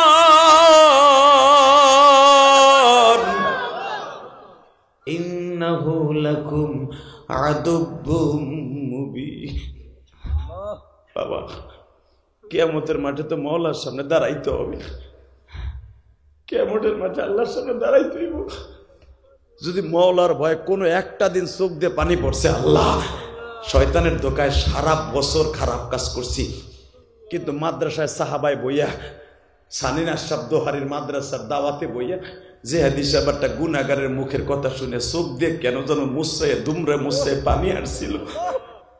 আল্লাহ কেন যেন মনটা বলছিল তুমি বুঝি আজকে মাফ করে দিবা। বড় আশা করে চোখ দিয়ে পানি ফেলছিলাম, মত করে যদি ভালো করে দিতে পারো আমারে পারো না। যদি এই নিয়ত করে বসেন নাই, কোরআন হাতে নিয়ে বললাম আপনি বাড়ি যাওয়ার আগে আল্লাহ আপনারে ইউবাদদিরুল্লাহু সাইয়্যাতিহিম হাসানা, আপনার জীবনের গুনাহগুলা মাফ করবে তো করবে, গুনার জায়গাটা আল্লাহ নেকের দ্বারা ভরপুর করে দিয়া আপনারে ফেরেশ বানাইয়া বাসায় পৌঁছাই দিবে। ফেরেশ হওয়ার নিয়ত কইরা হাত দুইটা আসমানের দিকে দিয়ে যারা দাঁড়ায় আছো, বসে আছো, হাত দুটো আসমানের দিকে দিয়ে আল্লাহকে জোরে একটা ডাক দিতে ভাই, ডাক দেন, ডাক দেন, ডাক দেন। আল্লাহ বলে জোরে একটা ডাক দাও, ডাক দে ভাই, ডাক দে, ডাক দে, ডাক দে, ডাক দে, ডাক দে, ডাক দে, ডাক দে। পাগল হয়ে আসা আল্লাহরে ডাকতে ডাকতে পাগল হয়ে আসা, পাগলের মতো দৃশ্য কর, পাগলের মতো দৃশ্য কর।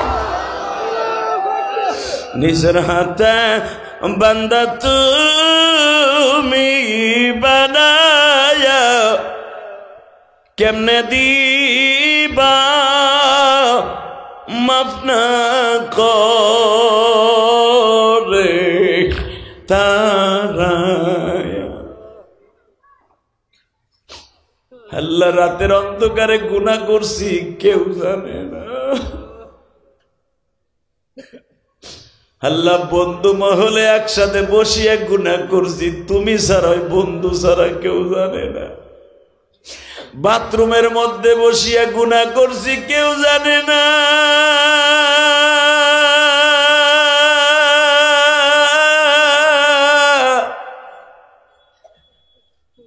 সব গুনার কথা মনে করে কান্দি, দেখো সামনে বসে তোমার পাগল গুলা কান্দে গো, তোমার পাগল গুলা তোমার ভয়ে কান্দে।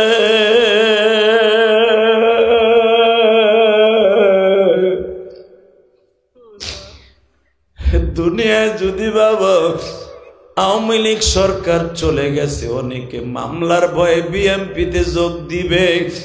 আওয়ামী লীগ সরকার ক্ষমতায় ছিল, অধিকাংশ জামাত ইসলাম সবাই বাবা বিএনপির অনেকে আওয়ামী লীগে যোগ দিয়েছিল মামলার থেকে হামলার থেকে বাঁচার জন্য। মাওলা তোমার কাছে, আমার তো আর একজন আল্লাহ নাই, আমি দল চেঞ্জ করে ওই আল্লাহর কাছে যাব।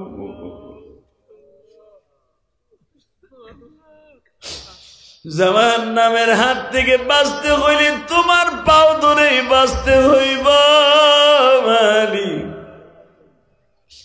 মহিলা প্যান্ডেলে আমার মায়েরা যারা বসে আছে, মা ফাতেমার সাথে হাসর করে দিও, মা আয়েশার সাথে হাসর করে দিও। আমার কোন মায়ের কোন বোনের জানো স্বামী নাই রে, কোন মা কোন বোনের জানো সন্তান বিদেশের বাড়ি থাকে, স্বামী বিদেশের বাড়ি থাকে, তুমি তাদের আল্লাহর ওলি বানায় দিও। ওই শিল্পপতি চেয়ারম্যান জামা গায়ে দিয়া পাগলের মতো দৌড়াইয়া বাবা হাজী ইমদাদুল্লাহ মহাজরে মক্কির কাছে গেছি। এ দোহারের বাইরা কোন চিল্লাবার কানবা, যাইয়া দেখে হাজী ইমদাদুল্লাহ মহাজরে মক্কি এখনো রোজা। শায়েখ শায়েখ, আপনি আমার মদের বোতলে কোন সময় গেলেন? বাবা তোরে আমি সবক দিলাম, মদ পিও, মেরে সামনে না পিও। তুই না কইছিলি এই গুনাটা তোর কাছে খুব ভালো লাগে। হাজী ইমদাদুল্লাহ মহাজের মক্কির মুরিদ হওয়ার পরে তুই মদ খাবি, আমি এটা কেমনে মাইনে নিলাম?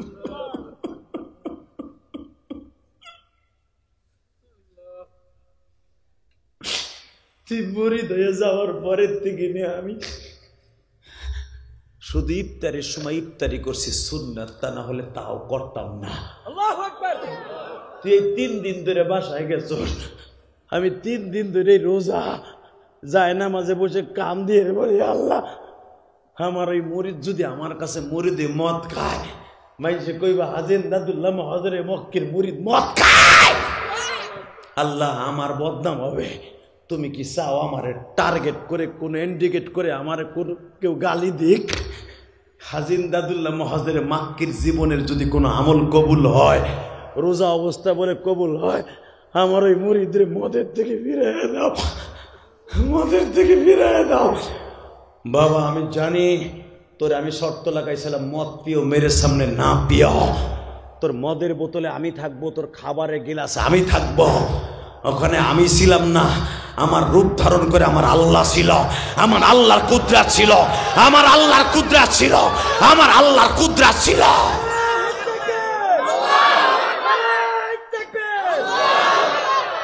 বাবা ওখানে আমার আল্লাহ কুদরত ছিল। তোর মনে নাই? তুই হাদিস জানস, হযরত ওমরের জামানায় ইয়া সারিয়াতুল জাবাল, ওমর মদিনায় যেখানে 1200 কিলোমিটার দূর থেকে ওমর বলতেছে এ সারিয়া, পাহাড়ের পদদেশে যা, ওখানে শত্রু সেনারা ঘাঁটি গাড়তাছে। হযরত ওমর এখানে বসে যদি দেখতে পারে, 1200 কিলোমিটার দূরের থেকে ওমরের চোখের পাওয়ার যদি যাইতে পারে, ওমরও আমার আল্লাহর বানানো দেয়া চোখ, হাজী ইমদাদুল্লাহ মহাজের মক্কির বানানো চোখ।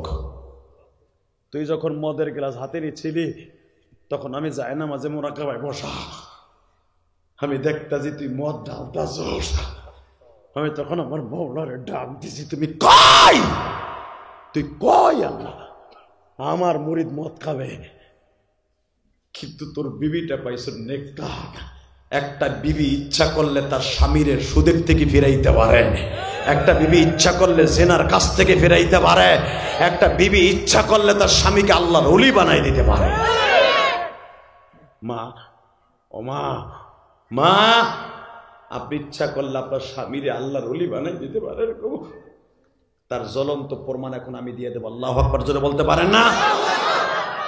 উহুদের মাঠে 3টা কবর দেখা যায়, কয়টা? জোরে কন। হালাকে এখানে ঘুমিয়ে আছে 70 জন সাহাবী, 70 থেকে 71 জন সাহাবী ওখানে ঘুমানো, তার ভিতরে 3টা কবরের চিহ্ন রেখে দিয়েছে সৌদি গভর্নমেন্ট। কেন জানেন? এই 3টা কবরের সাথে নবীর প্রেমের খেলা শুরু হয়েছে।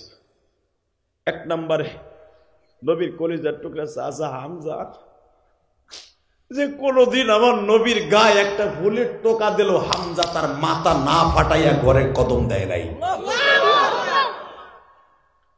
এবং নবীর সাথে হামজার সাথে সম্পর্ক যদিও চাচা ভাতিজার, কিন্তু তারা 2 জন দুধ ভাই, একই বান্দির দুধ পান করছে। আল্লাহু আকবার বলতে পারেন? আবু লাহাবের বান্দি সোয়াইবা যুবতী বয়সে হামজারে দুধ খাওয়াইছে, আর বৃদ্ধা বয়সে দুধ পান করাইছে আমার নবীরে। সুবহানাল্লাহ বাইতে যাইয়া কইও, নবীর কথা শুনে যার অন্তরে ভালো লাগে সুবহানাল্লাহ বলবেন। এই সুবহানাল্লাহর গাছটা এত বড় হবে, যুদ্ধের তেজস্ব ঘোড়া যদি 500 বছর পর্যন্ত ওই গাছের নিচ দিয়ে দৌড়ায়, ওই গাছের ছাওয়াকে অতিক্রম করা সম্ভব নয়। জীবনে তো চলেই যাব, আর আসবো কয়দিন, দুনিয়া বাঁচবো জানি না, তবে কথাগুলো ইতিহাস হয়ে থাকবে এই মিডিয়ার দ্বারা। যারা সুবহানাল্লাহ যত যত বেশি গাছ লাগাবেন জান্নাতের ভিতরে, আপনার গাছের নিচে কিয়ামতের মাঠে আপনিই বসবেন। আপনার গাছের নিচে আমি আর বসবো না, আপনি বসবেন, আপনার মা বসবে, আপনার বাপ বসবে, আপনার স্বামী বসবে। আল্লাহু আকবার বলেন তো দেখি। আর মাত্র কথা বলবো 5 মিনিট, 5টা মিনিট পরে আমি বিদায় নিয়ে চলে যাব। শুধু একটা কথা মনে রাখবেন, এই জমিনের মালিক কে? আল্লাহ আছে না? আছে? বিশ্বাস হয়? তাকাও এইদিকে।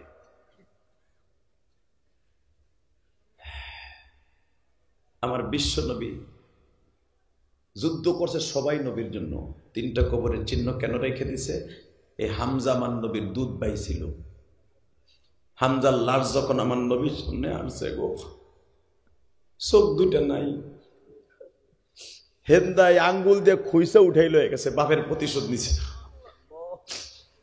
এই বুকটার এইখান থেকে এই পর্যন্ত ফাটছে, তলপেট পর্যন্ত এইভাবে স্যাগাইয়া, গরু জবাই দিয়ে যেরকম নারী বুড়ি বাইর করে রেখে স্যাগায় না বাবা, এরকম ফাইরা বুকটারে সেরাই থুইয়া কলিজা গুলা ব্যাগের মধ্যে লয়ে গেছে।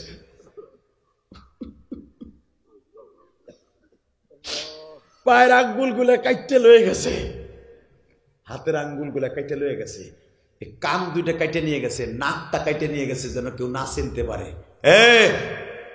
সবচেয়ে কষ্টের বিষয়, হামজার পুরুষ লিঙ্গটাও কাইটে লয়ে গেছে। নবীর কোন সাহাবী এইভাবে বিভৎসভাবে কাউকে শহীদ করা হয় নাই। বাজানরে, এখন আমি দেখব নবী যারে তার জানের চাইতে বেশি ভালোবাসতেন, আমার নবীর এই মাথাটা ব্যান্ডেজ করা বাবা,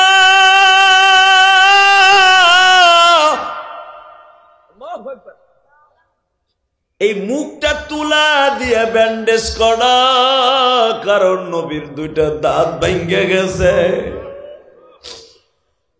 লোহার হেলমেটের 2টা রড ভাঙ্গিয়ে খান দিয়ে ডুইকাই হান দিয়ে বাইর হয়ে গেছে। আমি দেখবো আমার নবীর আশিক কয়জন আছে, নবীর কথা শুনিয়ে যদি কারো চোখে পানি আসে বাবা, ওই মানুষটা কোনোদিন জাহান্নামের আগুনে জ্বলবে না রে। আমার নবীরে না দেখাই আল্লাহ কবরে ডাক দিবে না।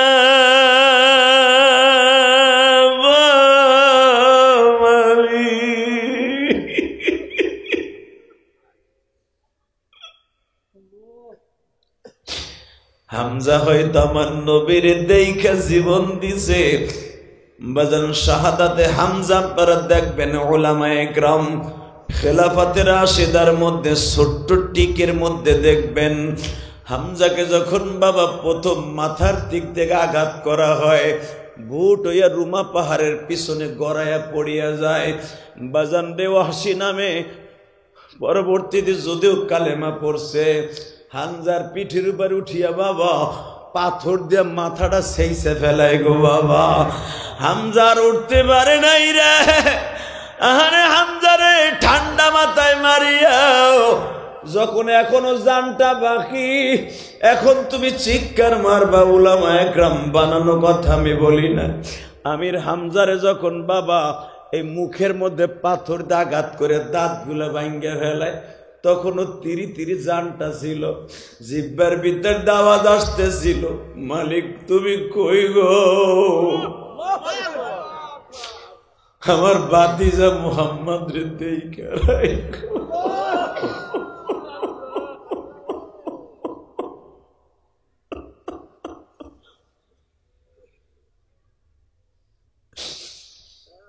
বদরের যুদ্ধে আমি হামজা প্রথম ছিলাম যুদ্ধের সেনাপতি, দ্বিতীয় ছিল ভাতিজা আলী। আজকেও ডালডা ভাতিজার হাত থেকে নিয়েছিলাম তোমার নবীর হাত থেকে। বড় আশা করে বিজয় ভেসে যাইতে চাইছিলাম, কিন্তু চারিদিক থেকে সৈন্য সেনারা আমার এইভাবে আক্রমণ করে ফেলায় দিবে বুঝতে পারি নাই। আমার কানে খবর আসলো আমার নবীর দাঁত ভাঙ্গা গেছে রে। দাঁত ভাঙ্গার খবর শুনি আমি হামজা পাগল হয়ে গেছিলাম। ভাতিজারে এক নজর দেখার লাগে কিন্তু আমি কি জানতাম ভাতিজারে দেখার আগে তুমি মাওলার সাথে আমার দিদার হয়ে যাবে। তুমি আমারে লয়ে যাইতেছো আমার কলিজার ভাতিজার নবীরে দেখে নাই।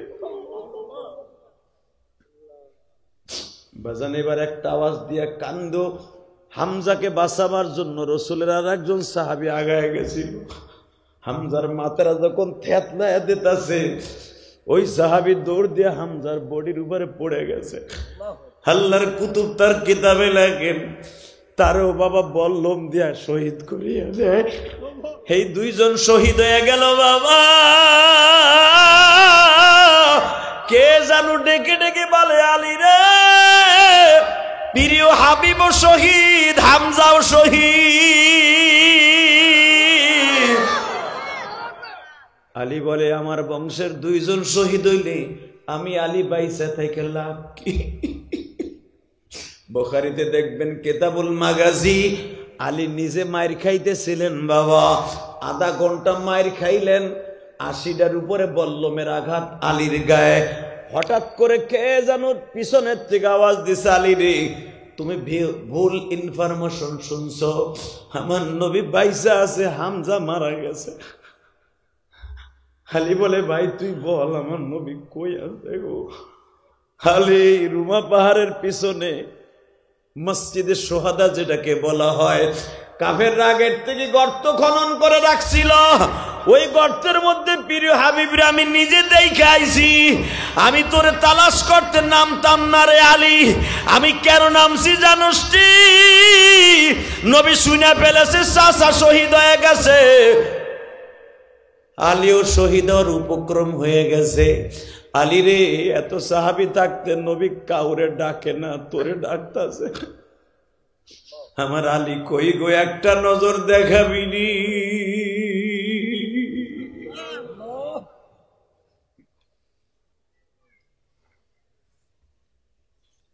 আলী বলেন আমি আবার ডাল ধরলাম, যার জন্য মরতে চাইছিলাম তাকে বাঁচাবার জন্য আবার ডাল ধরলাম। কই থেকে আমার শরীরে শক্তি আসলো আমার মালিকই ভালো জানে। রুমা পাহাড় থেকে জাম্পিং করলাম, বেঈমান গুলারে কচু কাটার মতো কাটলাম।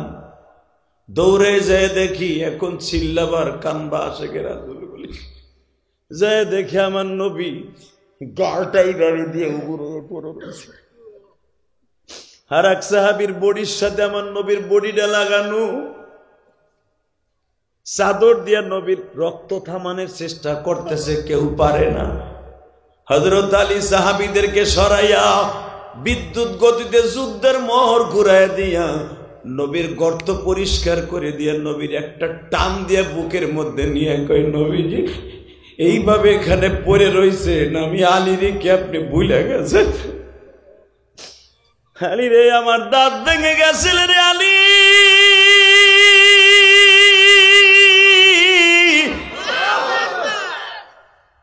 আলী আমার ফাতেমা কিন্তু এখন গর্ভবতী। সবাই যদি ওহুদের দিকে দৌড়ে আসে আমার ফাতেমা যেন না আসে। আমার ফাতেমা যদি আমার এই অবস্থায় দেখে আমার মা কষ্ট পায়। পৃথিবীতে মেয়েদের মতো বাবারে এত ভালো কেউ বাসে না গো বাবা। এবার আমি দেখবো কার কার চোখের পানি জরে জরে।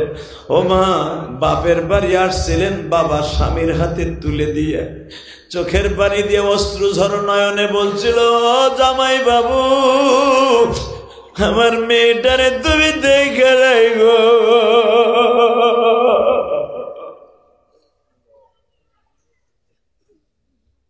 আল্লাহ দেখো কারা কান্দে। এই কান্দনা চোখের ভিতর দেখে তোমার নবীর এক নজর দেখাইতে পারো না মাওলা? আল্লাহ তোমার কুদরতি দরিয়া একটু তামাও তো, আল্লাহ একটু পর্দাটা সরাও। দেখো তোমার পাগল গুলো দোহারের জমিনে মাদ্রাসায় সাহাবায় কান্দে, তোমার কি মায়া লাগে না? তুমি না কান্দতে কইছো তাই কান্দাছে আল্লাহ। আল্লাহ এদের অন্তরে নবীর প্রেম ঢুকাইয়া দাও। আমার এই নবীর যে গালি দিবে ওরে মাইরা ফেলাবার সুযোগ দাও। বাংলার জমিনে যারা আমার নবীরে গালি দিবে ওর জায়গায় পুঁতে ফেলবো, জায়গায় পুঁতে ফেলবো। কে কে রাজি আছো? আল্লাহকে তো হাত দেখাইয়া দাও।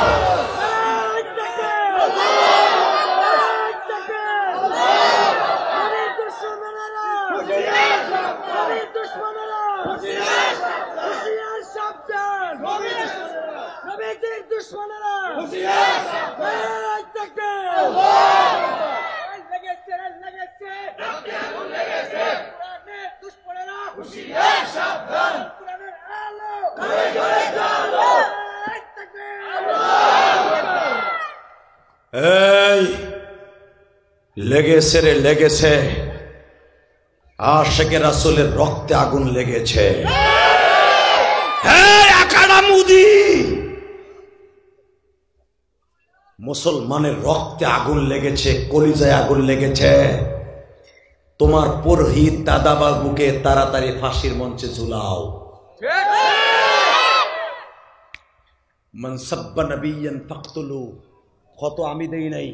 আজ থেকে 1445 বছর আগে বিশ্ব নবীর ফতোয়া। যারা আমি নবীকে গালি দিবে তার বিচার হবে কল্লা উড়াই দেয়া। তোমাদের কালিমা, তোমাদের কালি যে তার স্বামী ছাগলের ঘরে ছাগলের সাথে আকাম করার কারণে ধৈর্য যে কল্লাটা কাটলো, আজ পর্যন্ত আমরা কোন জায়গায় বলি নাই। আমরা জানি যে কালীর স্বামী গণেশ ছাগলের ফিটিং দিতে যাইয়া কল্লা কাছে বলতে, এই গণেশ বিয়া করছে অন্তত 3000-এর উপরে।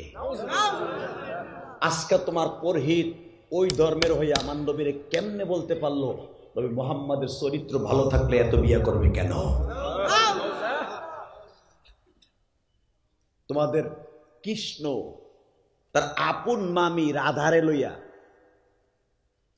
সারা জীবন আপন মামানিরে লইয়া বাইর কইরা পরকিয়া কইরা মামানির সাথে বৃন্দাবনে খালি বাঁশি বাজাইলো আপন মামানিরে লইয়া।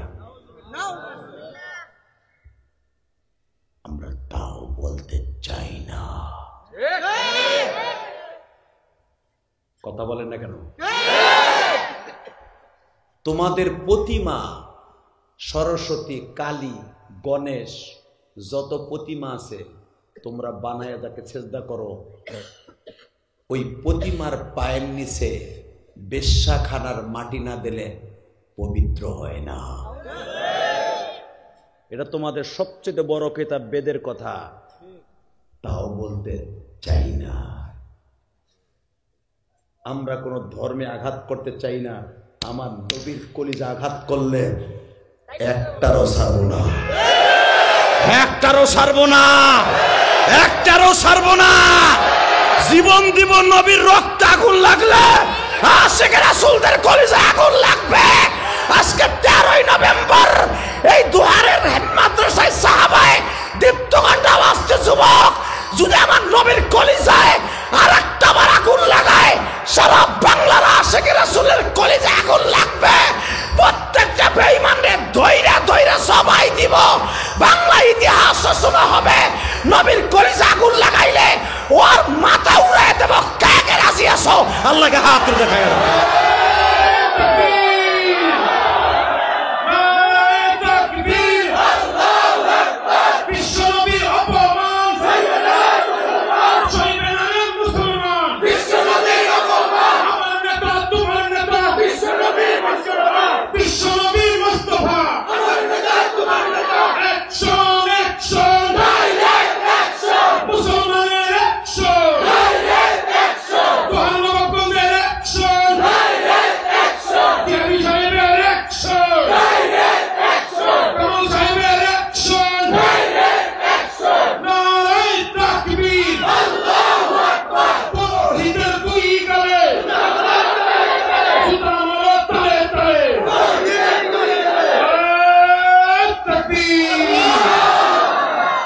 দেখো ভারতে 160 কিলোমিটার লং মার্চ করে ওল্ড দিল্লি থেকে নয়া দিল্লি গিয়েছিল, দেখেন না আপনারা?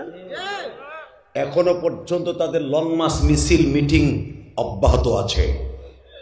কারণ তার আশিকে রাসূল একজন সাংবাদিক জিজ্ঞাসা করেছে, ইন্ডিপেন্ডেন্টের একজন সাংবাদিক জিজ্ঞাসা করছে ইংলিশ পত্রিকার, ভাই তুমি কেস নিয়ে লং মার্চ কর রহা হো? ওই আশিকে রাসূল একটা অটো রিক্সা ড্রাইভার, তুমি ছেলে মেয়ে রাইকা এই কাম কাজ ছাইরা তুমি যাইতেছো লং মার্চে, তোমার ফ্যামিলি দেখবো কে? ওই আশিকে রাসূল কি বলছে দেখো নাই, मेरे नबी के सामने कोई औलाद नहीं, मेरे नबी की प्रेम की आशिक के सामने कोई बीवी नहीं, कोई माल नहीं, कोई व्यवसाय नहीं, कोई घर नहीं, बारी नहीं, मेरे नबी मेरे सामने है। শুনছে আশিকের রাসূলের বক্তব্য, সারা দুনিয়া পাগল বানায় ফেলাইছে। ওই দেশে থেকে যদি একটা আকাডার দেশে থেকে এমন মুজাহাদা করতে পারে, আমার দেশের সমস্ত উপদেষ্টারা অধিকাংশ মুসলমান, বিগত সরকার যারা ছিল অধিকাংশ এমপি মন্ত্রী মুসলমান ছিল, যারা সামনে যদি আল্লাহ বিএমপি আনে তারাও মুসলমান। আমার এই দেশে নবীরে গালি দিবি, তোর জায়গায় পুঁতে ফেলাবো, তোর জায়গায় কল্লা উড়াইয়া দিব। জানি আমার এই কথাগুলি একদিন রেকর্ড হয়ে থাকবে এবং আমার এই কথাগুলি রসুলের কাছে রেকর্ড হয়ে থাকবে। কষ্ট হইতেছে, সাক্ষী রেখে গেলাম আমি, যারা এই তাকবীরের আওয়াজ দিয়েছেন, এই আওয়াজটা একদিন নবীর সামনে কথা বলবে। জীবনে আপনি কি করছেন না করছেন দেখার বিষয় না, আমার নবীরে কতটুকু ভালোবাসছেন এটাই দেখার বিষয়। তাকান এদিকে, হামজা শহীদ হওয়ার আগ পর্যন্ত বলছিল, ওই ওহসী বলছে নবীর কাছে বর্ণনা করছে, আমার বাপের বানানো কথা না, যে ওহসী হামজারে মারতাছে। নবী জিজ্ঞাসা করছিলেন, ওহসী যখন ইসলাম কবুল করে, আব্দুল্লাহ ইবনে ওহসী জিজ্ঞেস করছে, আব্দুল্লাহ ইবনে ওহসী তুই আমার চাচারে যখন মারস কোন কোয়ালিটির তুই মারছিলি কো? আমি শুনছি আপনি উহুদের মাঠে 70 জন সাহাবীর লাশ দেখে কাঁদেন নাই, শুধু কাঁদছেন আপনার চাচার লাশ দেখে। আমি তার মারার বিবরণ যদি আমি বলতে যাই নবী, আমি নিজেই মাথায় ঘুম আসে না, মাথায় কিছু ধরে না, আমি কেন মারছিলাম জানোয়ারের মতো। নবী বলে একটু সেমটম বর্ণনা কর কিভাবে মারছিলি। এখন আপনি কাঁদবেন, আমার নবীও চিল্লায় আর কাঁদবে। 1.5 বছর পরে যেন ওহসী ইসলাম কবুল করে, বলে ইয়া রাসূলুল্লাহ আমি তো ভাড়া করা গুন্ডা ছিলাম, আপনার শাশুড়ি হেন্দা আমারে ভাড়া করে আনছিল 1000 টাকা দিয়া, টার্গেট ছিল খালি আপনারে আর আপনার চাচারে মাইরে দেয়া আর আলীরে মারা। এই 3 জনে 3000 টাকা দিবে মারতে পারলে।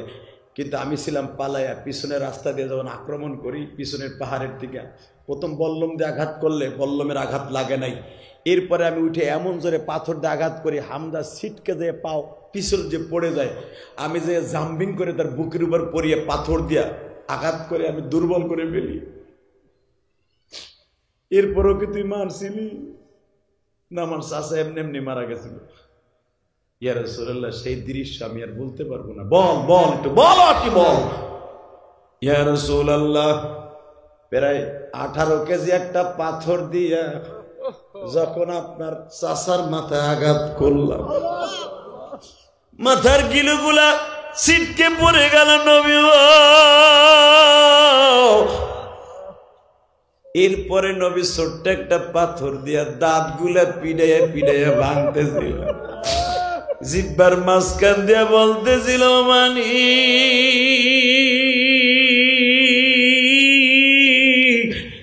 তোমার প্রাণের নবীর দেখা রাখো।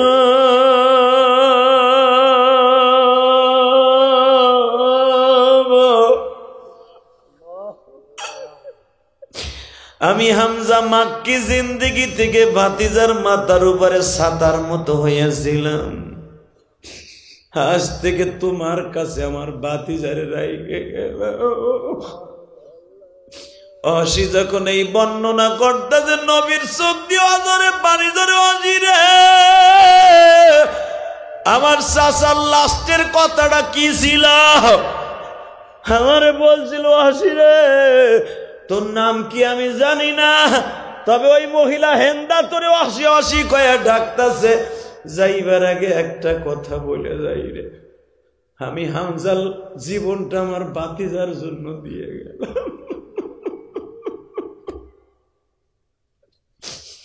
যদি ওহসী তোর কপালে হেদায়েত থাকে গো, আমার শেষ সালাম দিয়ে আমার প্রিয় নবীরে বলিস,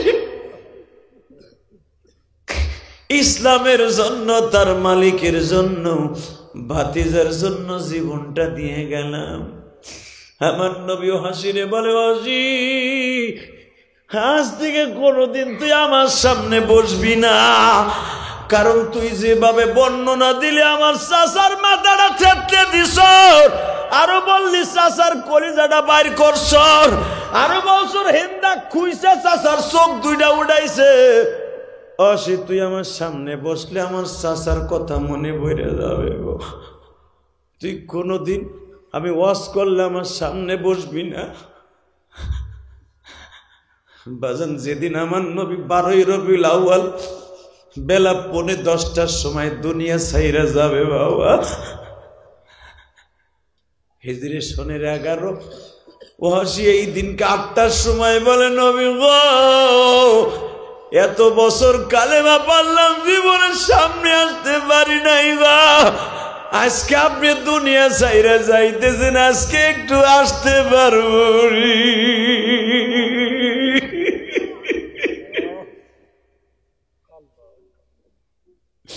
নবী আপনার সাথে যুদ্ধ করছি পিছনে দাঁড়াইয়া, সামনে আসি নাই। নবী ডাল ধরছি, ডাল সামনে নিয়ে আসছি, আপনারে মুখ দেখাই নাই। যদিও রাস্তায় আপনার সাথে আমার দেখা হয়েছে, রুমাল দিয়ে মুখটা ঢাইকা ফেলাইছি। নবী আপনি যখন কোন বাগান দিয়ে হাইটা যাইতেন, ওয়াসি গাছের পিছনে দাঁড়াইয়া পরাণ বইরা আপনার দেখা তৃপ্তি মিটে নাই রে নবী, আমি একটু সামনাসামনি আপনারে দেখতে চাই। আমার নবী বলে ওয়াসি রে আজকে আমি সবাইরে সাধারণ ক্ষমা করে দিছি, আজকে আমার সামনে আসতে ওয়াসি। বাজান এখন চিল্লাবার কানবা বাবা, নবীর যদি সামনাসামনি স্বপ্নে দেখতে চাও এখন তুমি কানবা। যুবক ভাই তোর পাও দূরে ধরছি। ওয়াসি যখন দৌড় দিয়া অনুমতি পাইছে, আমার নবীর এক নজর দেখবো সামনাসামনি রাইখা, ওয়াসি পাগলের মতো দৌড় দিয়া নবীর বুকের মধ্যে নিয়ে কয় এই পাও দুইটা ধরার জন্য কত চেষ্টা করছি রে, জীবনে কোনোদিন পাও দুইটা চুমা দিতে পারি নাই রে, আজকে পরাণ বইরে চুমা দিয়া দেয়। নবী আমার বলে ওয়াসি রে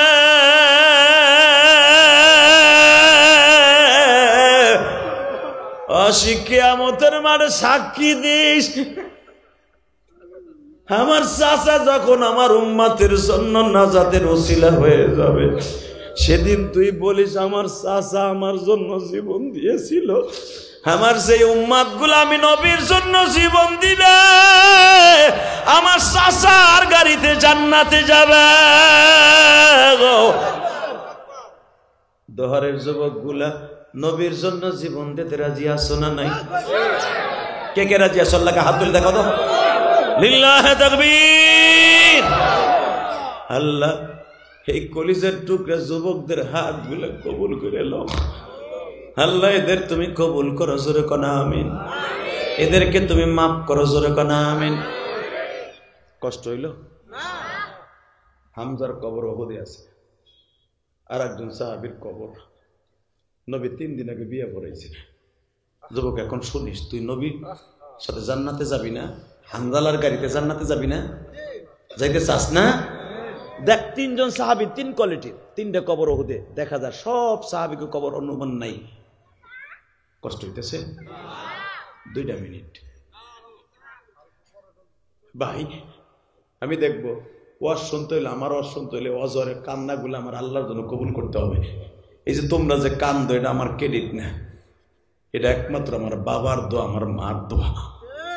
বাংলাদেশে বহুত বক্তা আমার চাইতে আছে, কিন্তু আমার মতো কান্দানো বক্তা কম আছে, কারণ আমি নিজেও কান্দি, তোমরাও কান্দো।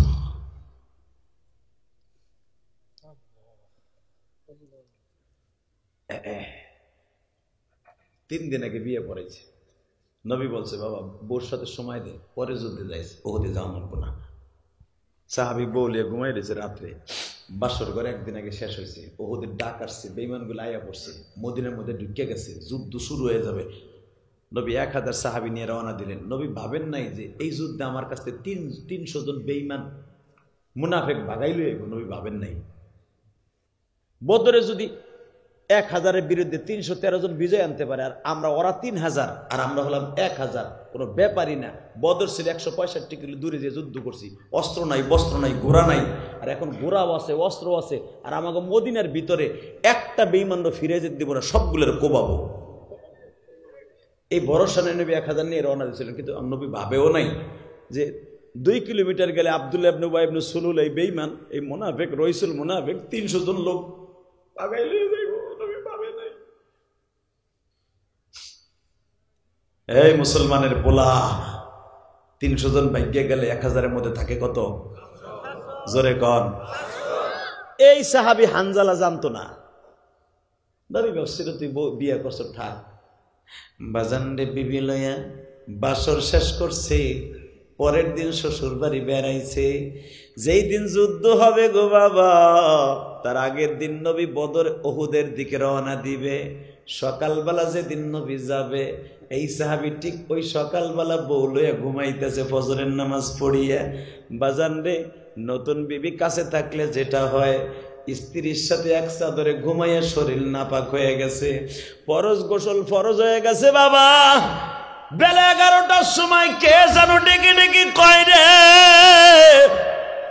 কার জন্য জীবন দিয়ে বাঁচায় রাখবি? নবী নাই। চাদরটা ল্যাপটা লাথি দিয়ে ফেলাইয়া লাভ দিয়ে দাঁড়াইয়া পাঞ্জাবি গায়ে দিছে। বউ কয় তুমি কি ভুলে গেছো তুমি না পাক? সাহাবী ওই পাঞ্জাবি অবস্থায় গোসলখানায় ঢুকছে।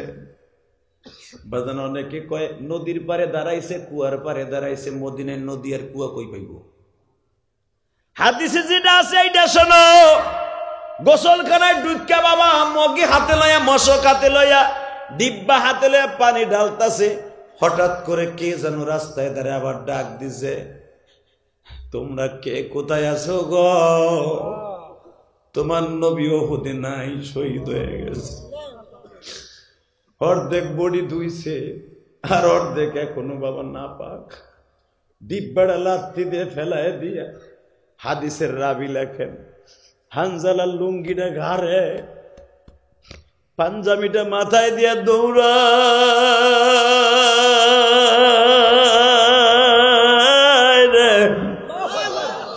মনে হইতেছে একটা পাগল দৌড়া।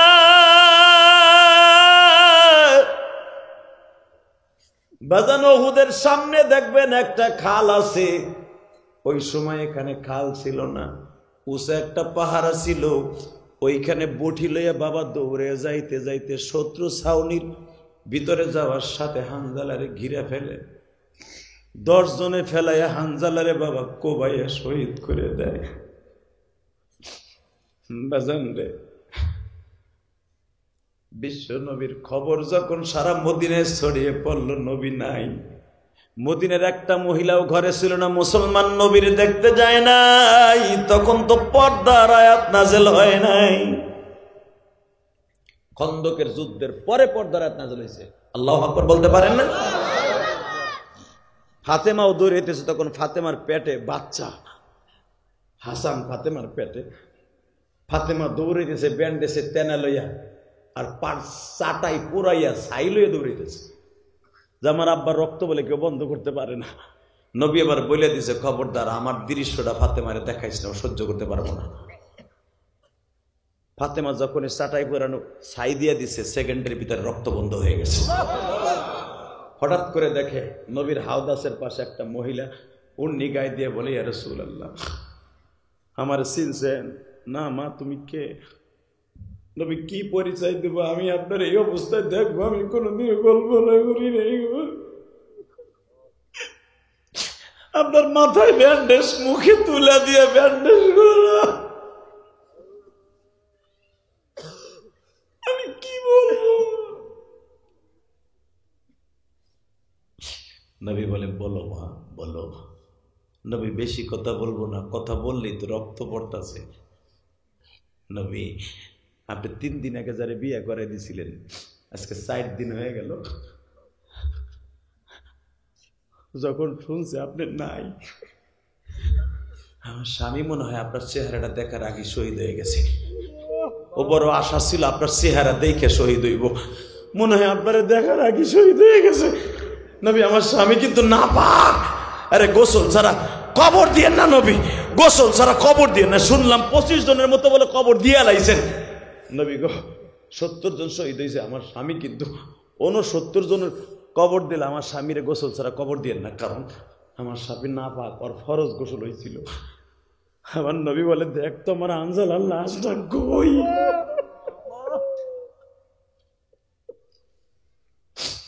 বেজান হযরত আলী বলেন, আনাস ইবনে মালিক বলেন, আমি নবীর কথা শুনিয়া পাগলের মতো তালহা ইবনে জুবায়ের বলেন পাগলের মতো খুঁজতাছি, কোথাও হানজালার লাশ নাই। মা তোমার কোথাও ভুল হইতেছে, হানজালার লাশ পাই না।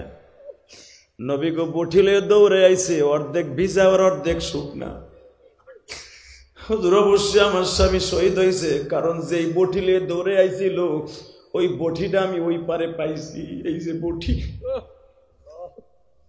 আমার বিশ্ব নবী বলে ভালো করে দেখো, সাহাবীরা অসুস্থ শরীরে পেরেশান একটা লাশ খুঁজতে যাইয়া, এ তো বাংলাদেশ না বাবা, ক্ষেতের মধ্যে তালাশ করলে পাওয়া যায়।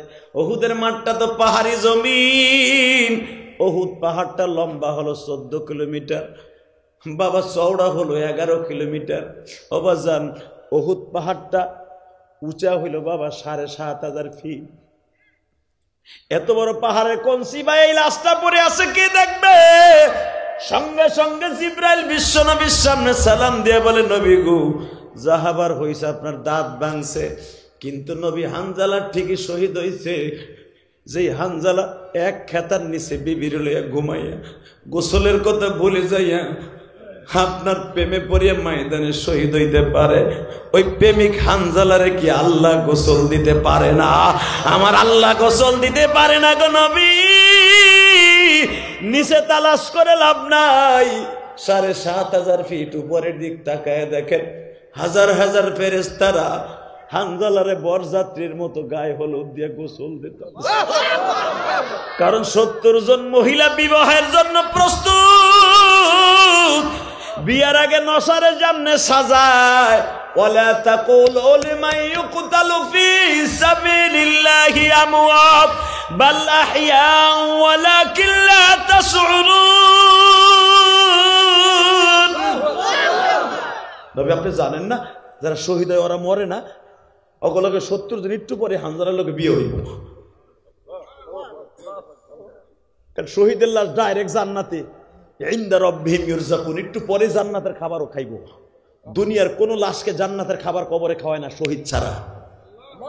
নবী নবী ওয়ালা তাহসাবান্নাল্লাযীনা কুতিলু ফি সাবিলিল্লাহি আমওয়াত বাল আহইয়াউন ইনদা রাব্বিহিম ইরযাকুন। যারা দিনের জন্য জীবন দেবে তাদেরকে আল্লাহ কবরে খাওয়ান দেবে কিয়ামত পর্যন্ত, কারণ ওদের খাওয়ানোর চাহিদা মেটে না। আল্লাহু আকবার বলতে পারেন না?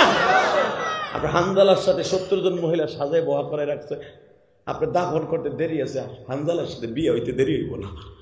হানজালারে গোসল দিতেছে ফেরেশতারা। হযরত আলী বলেন, আমি হানজালার চুল টেস্ট করার লাগে গোসল দিতেছে কিনা এই 2টা হাত ঢুকাই দিছিলাম। আমি মৃত্যুর আগ পর্যন্ত আমি আলী ইবনে আবু তালেব, আমার এই হাতের থেকে দুর্গন্ধ আসে নাই। আল্লাহু আকবার জোরে বলতে হবে, আল্লাহু আকবার জোরে বলতে হবে। আমি যত নাপাকি ধরতাম আমার হাতের থেকে মেশকম্বারে ঘেরান আসতো। আপনাকে তো এটা পাও ধরছি, এই হানজালার কবর উহুদে দেখতে পাবেন। মুসাইব বিন উমায়ের মক্কার সবচেয়ে বড় ধনকুবের ছেলে ছিলেন। একটা পাঞ্জাবি যদি আজকে সকালে গায়ে দিতেন, আর জীবনে আর ওই পাঞ্জাবিটা গায়ে দিতে সুযোগ পাইতেন না, পাঞ্জাবি আসতে থাকতো। এই মুসাইব বিন উমায়ের যখন উহুদ পাহাড়ের কাছে শহীদ হয়, তারে দাফন করার সময় এক টুকরা কাপড় ছিল না। তখন নবী তারে ধরে কাঁদছিল আর বলছিল, বুখারীতে আসছে কিতাবুল মাগাজি, দেখবেন বানানো কথা আমি বলি না। নবী মুসাইব বিন উমায়ের লাশ চুমা দিয়ে বলছিল, মুসাইব রে, তুইও ধনকুবের পোলা, আমিও ধনকুবের নাতি, কিন্তু আমি দেখতাম তুই ইসলাম কবুল করার আগে তুই যে পারফিউম ব্যবহার করতি, যেই আতর ব্যবহার করতি, পুরা পৃথিবীতে ওই পারফিউম কেউ ব্যবহার করতে পারে নাই। তুই পাঞ্জাবি যেটা গায়ে দিতি, যেই কাপড় রেশমের কাপড়ে কেউ গায়ে দিতে সাহস পায় না এই বাক্কা শহরে, আজকে তোরে দাফন করতে যে একটুকু কাপড় নাই। যতটুকু কাপড় আছে পার দিকে ঢাকলে মাথার দিকে বন্ধ হয়ে যায়, খোলা হয়ে যায়, আর মাথার দিকে করতে গেলে পার দিকে খোলা হয়ে যায়। নবী বললেন মাথার দিকে ঢাকিয়ে দাও, কারণ শহীদদেরকে তো নতুন কাপড় দিতে হবে না, তার গায়ে যা আছে তাই দিয়ে দাফন করতে হবে। পার দিকে নাতা পাতা দিয়ে যখন পেছাইয়া দাফন করে, নবী তখন অজরে কাঁদতেছিলেন। এই মুসাইব বিন উমায়ের কবর উহুদে। আপনাকে তো এটা পাল ধরে বলবো, যারা কাঁদছেন আজকে সাহাবীদের কথা শুনে, এই চোখ দিয়ে সাহাবীদের সাথে জান্নাতে দেখে যাইতে পারবেন। সাহাবীদের সাথে জান্নাতে যাওয়ার নিয়ত আছে না নাই? আছে আছে। কি ভাই যাবি না দাদা ভাই? কলিজার সাহাবী ভাই যাবি না? এ কলিজার টুকরা সাহাবীরা, আমার নবীর কলিজার টুকরা সাহাবীরা যদি নবীর সাথে যাইতে পারে আমরাও যাব ইনশাআল্লাহ। আর এই মাদ্রাসার নাম ও মাদ্রাসায় সাহাবা। মারহাবা বলেন। 30টা সেকেন্ডে বলবো এই মাদ্রাসা টিকাই রাখার দরকার আছে না নাই? মাদ্রাসা নিয়ে অনেক ষড়যন্ত্র হবে। একটা মিথ্যা তহমাত দিয়া মাদ্রাসার ক্রেডিটকে নষ্ট করার জন্য অনেক কিছু করছিল, পারে নাই। কথা বলে না কেন? এরা হয়তো ষড়যন্ত্র যারা করছে তাদের জন্য দোয়া করি, তারাই যেন মাদ্রাসার একদিন মুহিবিন হয়ে যায়। যেরকম আমিন। একটা দিনী প্রতিষ্ঠান গড়া খুব সহজ, গড়া খুব কঠিন, ভেঙে ফেলানো 1 ঘন্টার ব্যাপার। কথা কন না কেন? জোরে কন, আরো জোরে। এত বছর বইয়া রক্ত পানি করে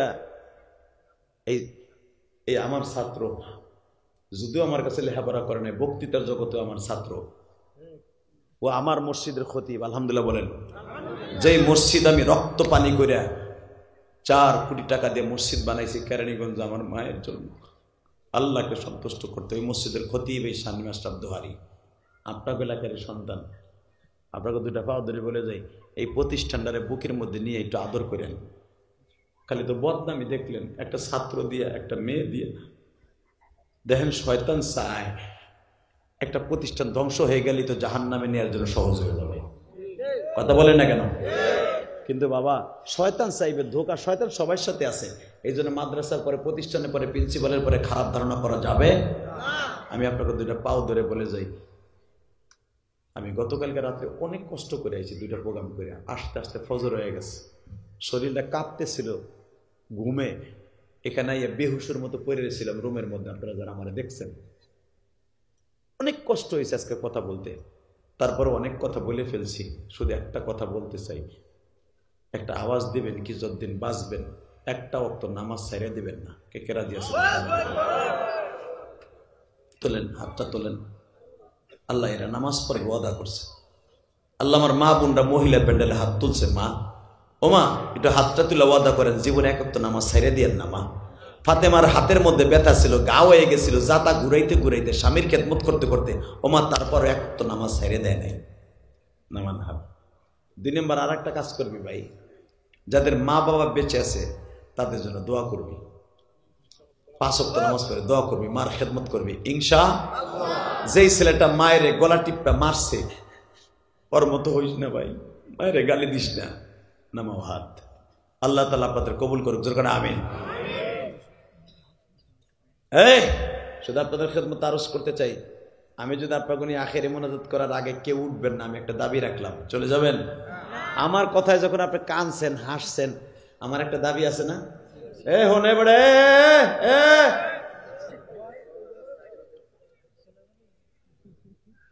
সোনামণিও কমো না, মুরব্বীও কমো না, কইলে বিপদ। তোরা চাইতেছ আমি কইলেই তো যে আজরাইল গুলো ছাড়বো কালকে। আমি কইছি এটা চালিস, কারণ বক্তারা যা কয় তাই নিয়ে ব্যঙ্গ করস না। মইরা দেখ বাম্বু কারে কইছে, তোকে কত এমপি মন্ত্রীরা, কত এসপি ডিসিরা, কত কোথায় কত তোকে হেডা ভাইরাল করস না। একজন আলেম কইছে মুরব্বি এইটা লিয়ে যে কি ব্যঙ্গ করলি বেডারে, এখন তো বুঝবি না, বুঝবি পরে।